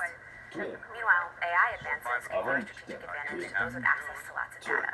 This has implications for privacy, but also for the information advantage that democracies traditionally enjoy. Then the recently returned American ambassador to the Soviet Union, Jack Matlock. あれ降りたの静岡県警静岡で降りたんや静岡でさあ降りちま浜松で降りたんやさ浜松ですこれお分かりだって言って浜松そういうことです捜査妨害したとする架空役だ恩師教年中呼び出したこのブルーベルグのせい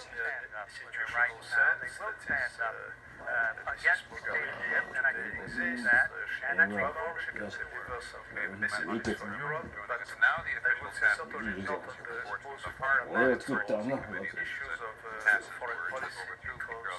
だいぶ締めたね以上聞いて50名40名ぐらい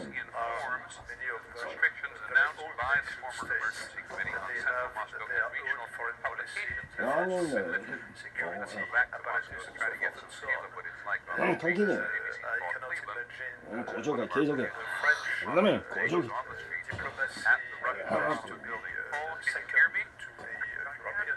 Just tell us what it's like there. The UK is not the mood of, I would say, quiet celebration. There's some flag waving directly in front of the building. So, maybe there are some of them still in place. Are here. There are thousands of people milling around. No great jubilation. Everyone seems to be out enjoying themselves. While we're talking here, we're now looking at some of the Russian defense forces in downtown Moscow. It's not so bad. And also, I think the EU diplomacy got to deal with some relatively secondary issues and armored such as私せいは Indonesia, that is issues which are not at the forefront of national diplomacy, but which nevertheless can have some importance. So, to conclude, I should say that real European diplomacy will exist only days when the Europeans who have a clear understanding of what they want to achieve, what is the identity of the European Union still has to be. Because diplomacy, like defense, has to do with protecting the identity of the president. And I think we have not yet reached the stage SO で元会社高橋が全員が入りしまったなんでヒデさんさそうだろ President Yeltsin was clearly encouraged by the fact that he had survived another night in the Russian parliament building without a major assault by the forces supporting his coup. He told me that tens of thousands of Russians turned out to help guard the buildings from attack.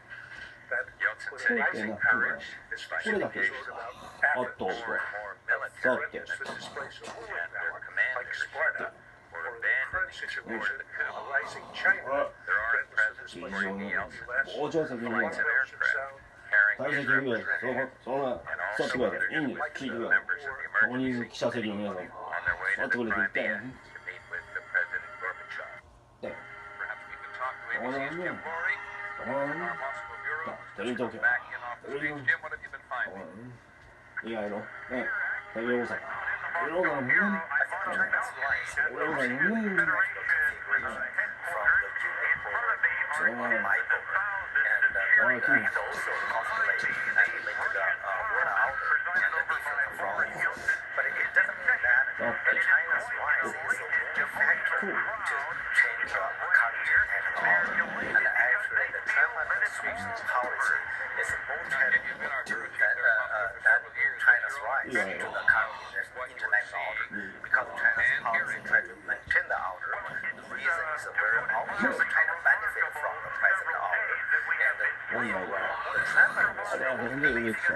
本社からす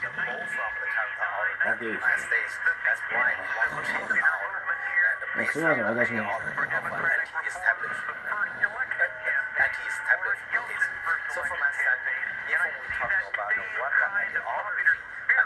challenging the current dictator or the legalist and it is a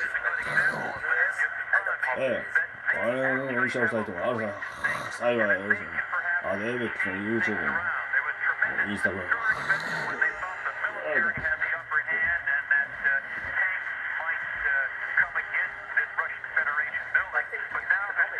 It's already shaping up to be the Chinese century. By 2014, according to the IMF, China was the world's largest economy by purchasing power parity. And in other respects, China is already the world's largest manufacturer, the world's largest exporter, the world's largest buyer for a great many commodities such as meat and things. The question is whether that economic power translates into political power and strategic power, because I think most people would agree, probably even in Beijing, that America remains the world's dominant political power. And the question is, will that economic mismatch between economic power and strategic power change? And China will become the dominant power, not just economically, but politically. It's too soon to tell that, however, on that, because there are a lot of different variables. Will there be a direct conflict between China and the US, for example, over dominance of the Pacific? Will China have to be constrained by other things? Maybe there'll be internal disruptions to Chinese politics. If it cannot manage to, for example, maintain the current stability. なんか歪んだような傘それ好きだった分かったAlexei Lisetsky is 18 years old, an economics student at Moscow State University. He decided to come here soon after the Soviet tanks rolled into the city. First had to confess to his mother. Closer to the United States than to China. So there's a question whether China, even as the world's largest economy, can become the dominant political power without allies.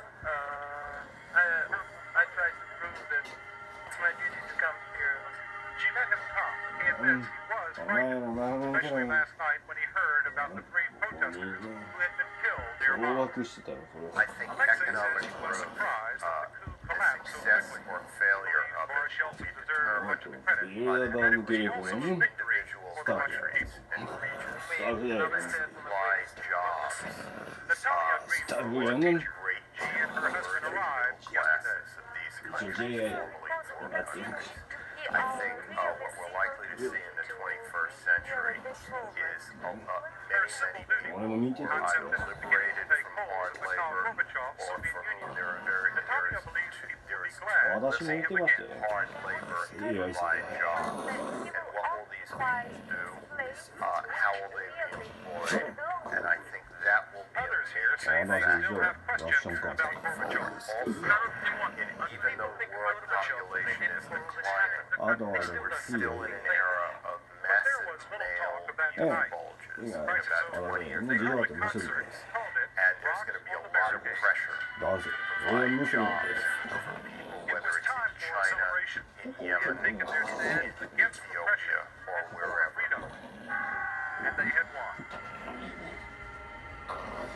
Gorbachev arrived back in Moscow and is in the middle of the night as a new day dawns for the post-Soviet president. The main question of my talk is if robotics and artificial intelligence and the upcoming industrial revolution are a threat or an opportunity for the world and for manufacturing countries and also for developing countries. And the answer is still unknown.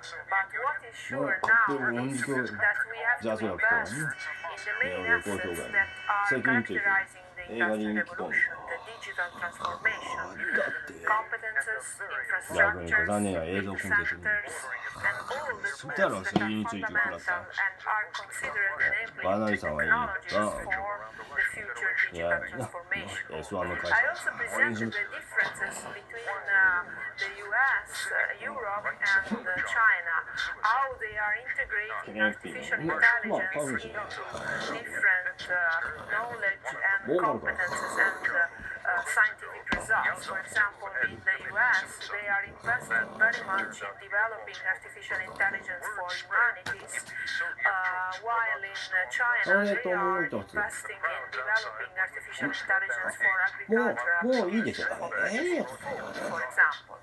So globalization has obtained some results in terms of being socially connected, but in terms of geopolitics we still see many differences also in how the digital transformation is implemented in the society.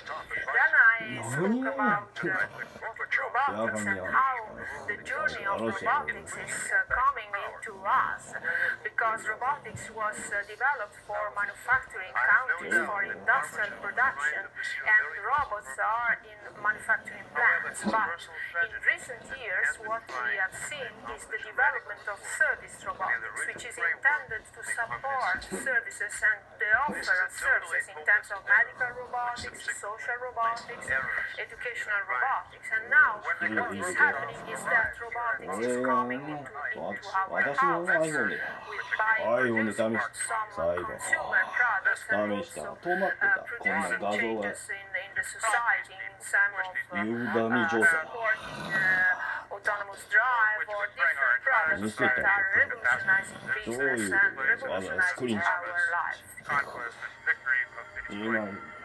Another part is that I am extremely appreciative and grateful to the Soviet people and for that principled position that the Russians have taken. Have a very serious President of the Russian Republic, Yeltsin, to the Supreme Soviet of the Russian Federation.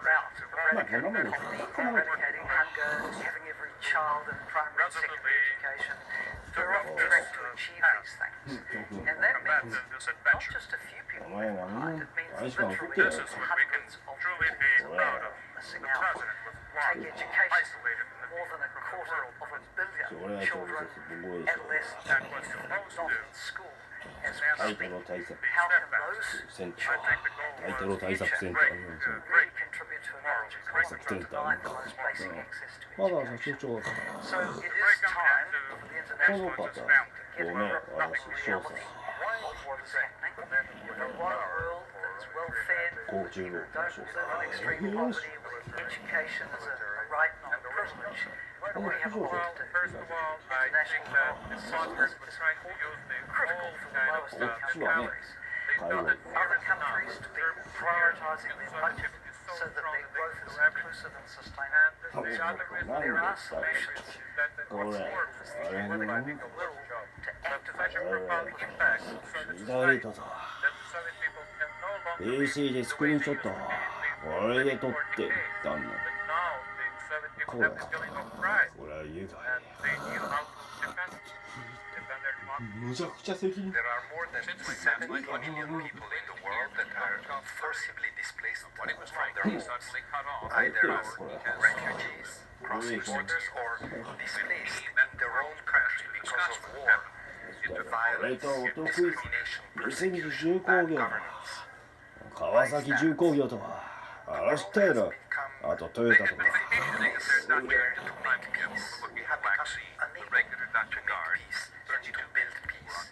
That's the first thing to look at if we want to reduce this global refugee crisis.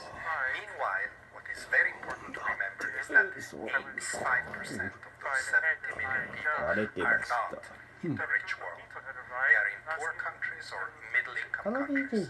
So the effort, the new effort, not just humanitarian, but medium, long-term effort, founded on sound development, both for refugees and for host communities, has to focus on those countries.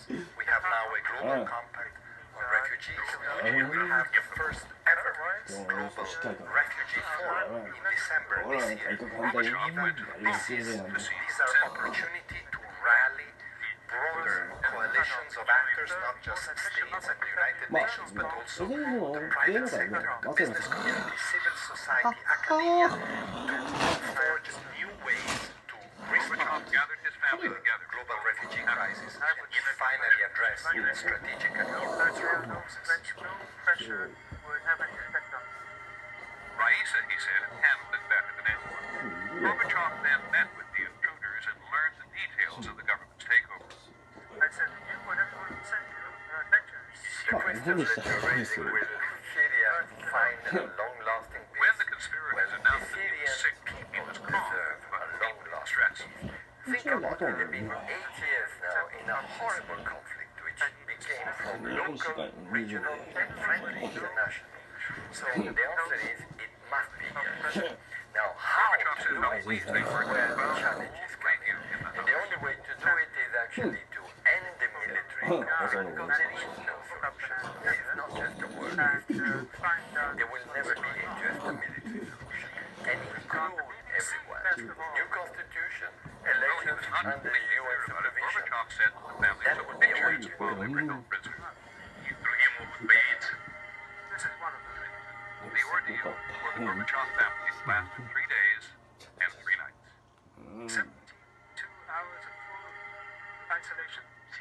Well, I'm delighted to be able tonight to address the members of the trilaterals and their guests. And I think my focus will be tonight on 3 things. One is, multilateralism has been the bread and butter of many of us, certainly at the IMF, and we believe that it has been critical in order to address many of the potential disorders of the world. Multilateralism is under threat at the moment, and I think that we have to make every effort to rejuvenate it, adapt it, and make sure that it continues to help govern particularly economic マジかい developments around the world. That's message number one. My second message will have to do with the much more longer-term consequences of short-term policies and mechanisms, and that is really the consequences of climate change.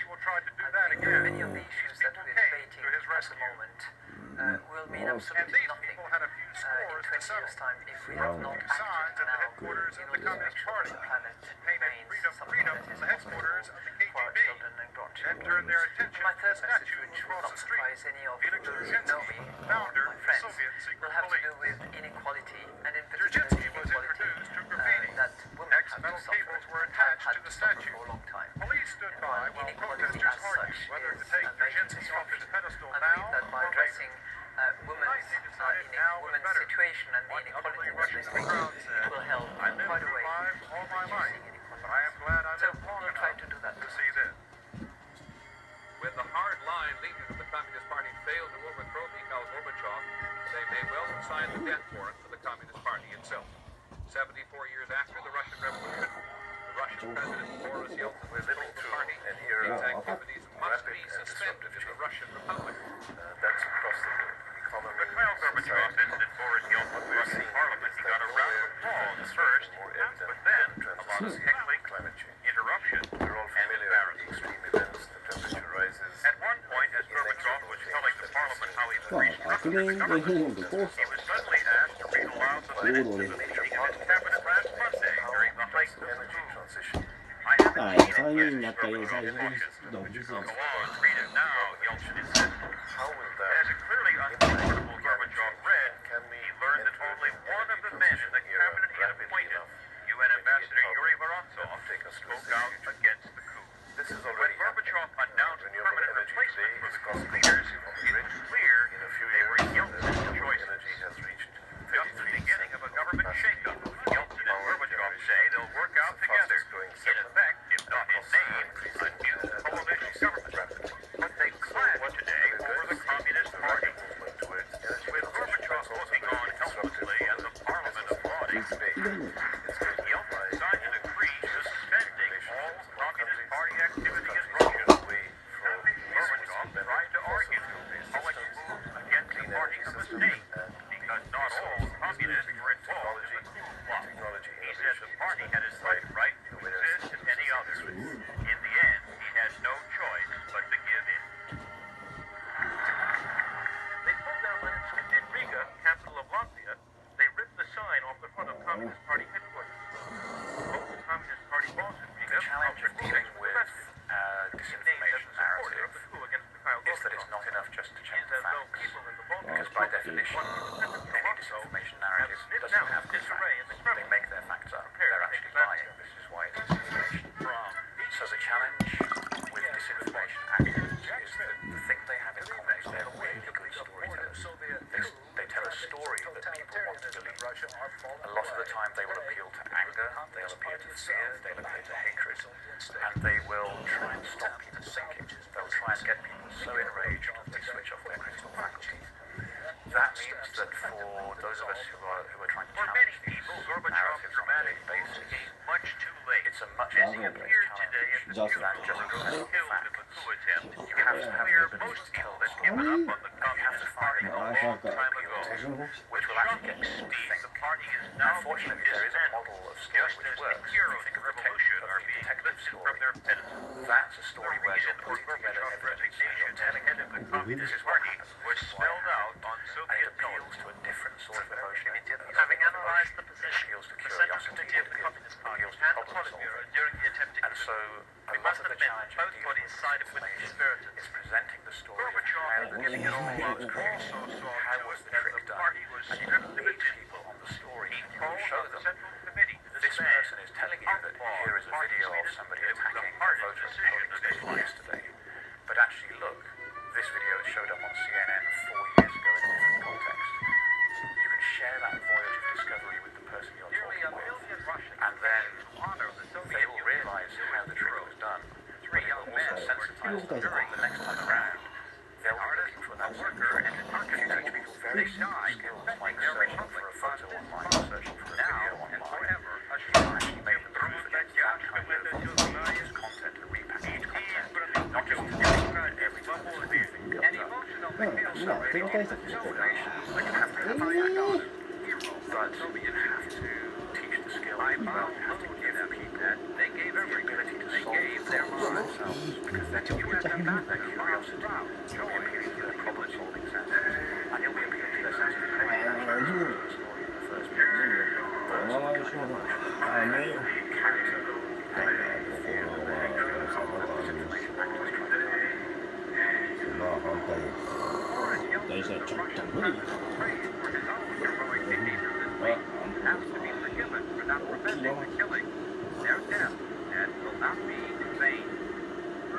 Cities are one of the greatest innovations of all times, and what's interesting right now is that urbanization is, alongside with digitalization, a very, very strong economic force and force for innovation.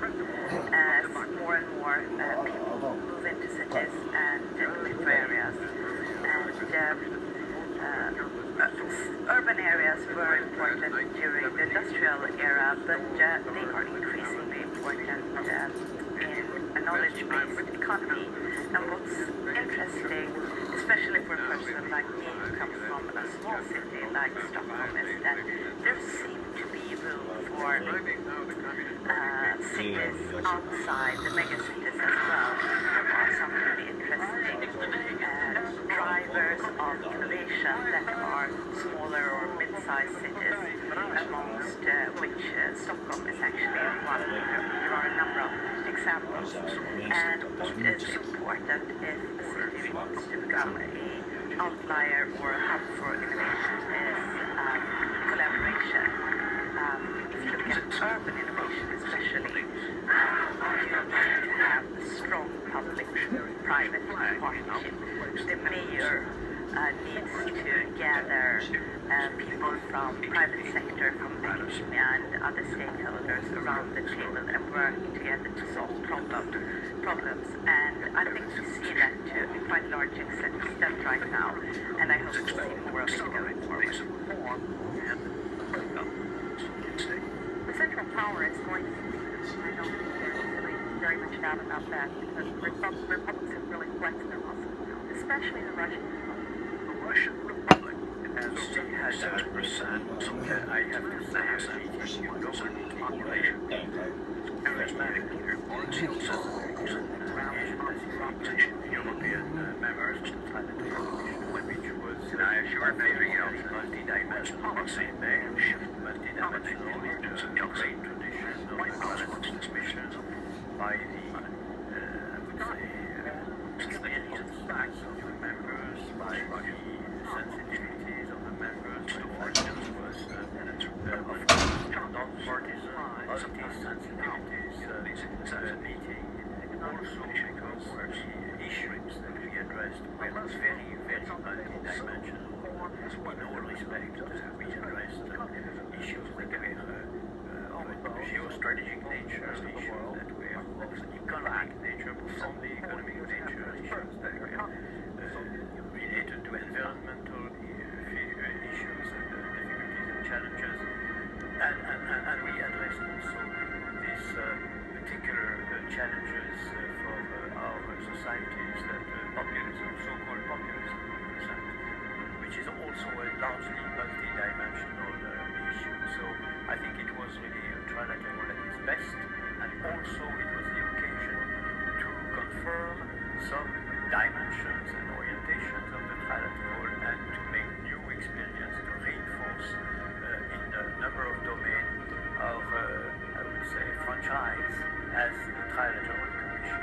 First, let me mention that the Trilateral is called Trilateral because there is not only the new hemisphere, the US, Mexico, Canada, but also Europe and also Asia.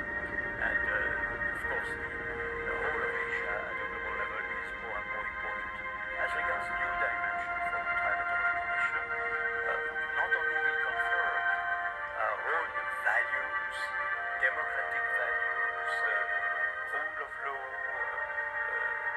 human rights, and all what goes with a democratic society, but we also reinforce and confirm our values as regards multilateralism, international cooperation in the best sense of the term. We also say that we would like to be more transparent than we were before at the level of the trilateral as a whole, with a new initiative that we took, in particular the idea of having the display of video to sum up some of the issues that we would have addressed, and also with the idea of making known at the level of the Trilateral Commission all publications, articles, interventions, books that would be displayed or published by the members of the Trilateral Commission. All this, of course, as part of transparency and also as part of being more influential if it is possible. We also have given a mandate to the free chair to see in which direction we could be more proactive in terms of communication, displaying our ideas through various forms. So this is something which is very important. It was one of the ABC of American which took place in Paris. アドベンチャーの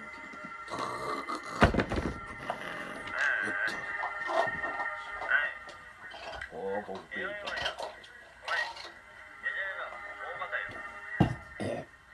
Hello, I'm Megan O'Sullivan. I am the new chair of the North America group of the Trilateral Commission. I wanted to take this opportunity to say a few words about the Commission and about our future. As you may know, the Trilateral Commission is a storied institution, an organization with 46 years of history of having an impact on big ideas, on bringing people together across different sectors and across 3 different geographies, that of North America, Europe, and Asia. But we are on the cusp of a new chapter, one that builds on that history, but really reorients ourselves and puts us in a position to make an impact in a very, very different world. And the reason why I have such confidence that the Commission can remake itself is because there is a need, and the Commission is well suited to meet that need. And that need is quite simply that in this day and age, in these political landscapes, the need is simply for more organizations, more individuals, more entities to take up the mantle of defending a rules-based order, an order that values and is committed to democratic principles, ideas like free trade and human rights. And we also have a need for more ideas to help us tackle new challenges, or certainly challenges that are new to this generation. And there are many reasons why I think the Trilateral Organization is so well poised to meet this need. First and foremost, we are an organization that at its heart is a community of countries that share a common set of values, that share these commitments to these ideas about democracy, about free markets, about the rule of law. And secondly, we have a membership that spans policy, business, and academia and media. And that allows us to bring minds together and experience to bear on problems that are no longer just the purview of one of those sectors.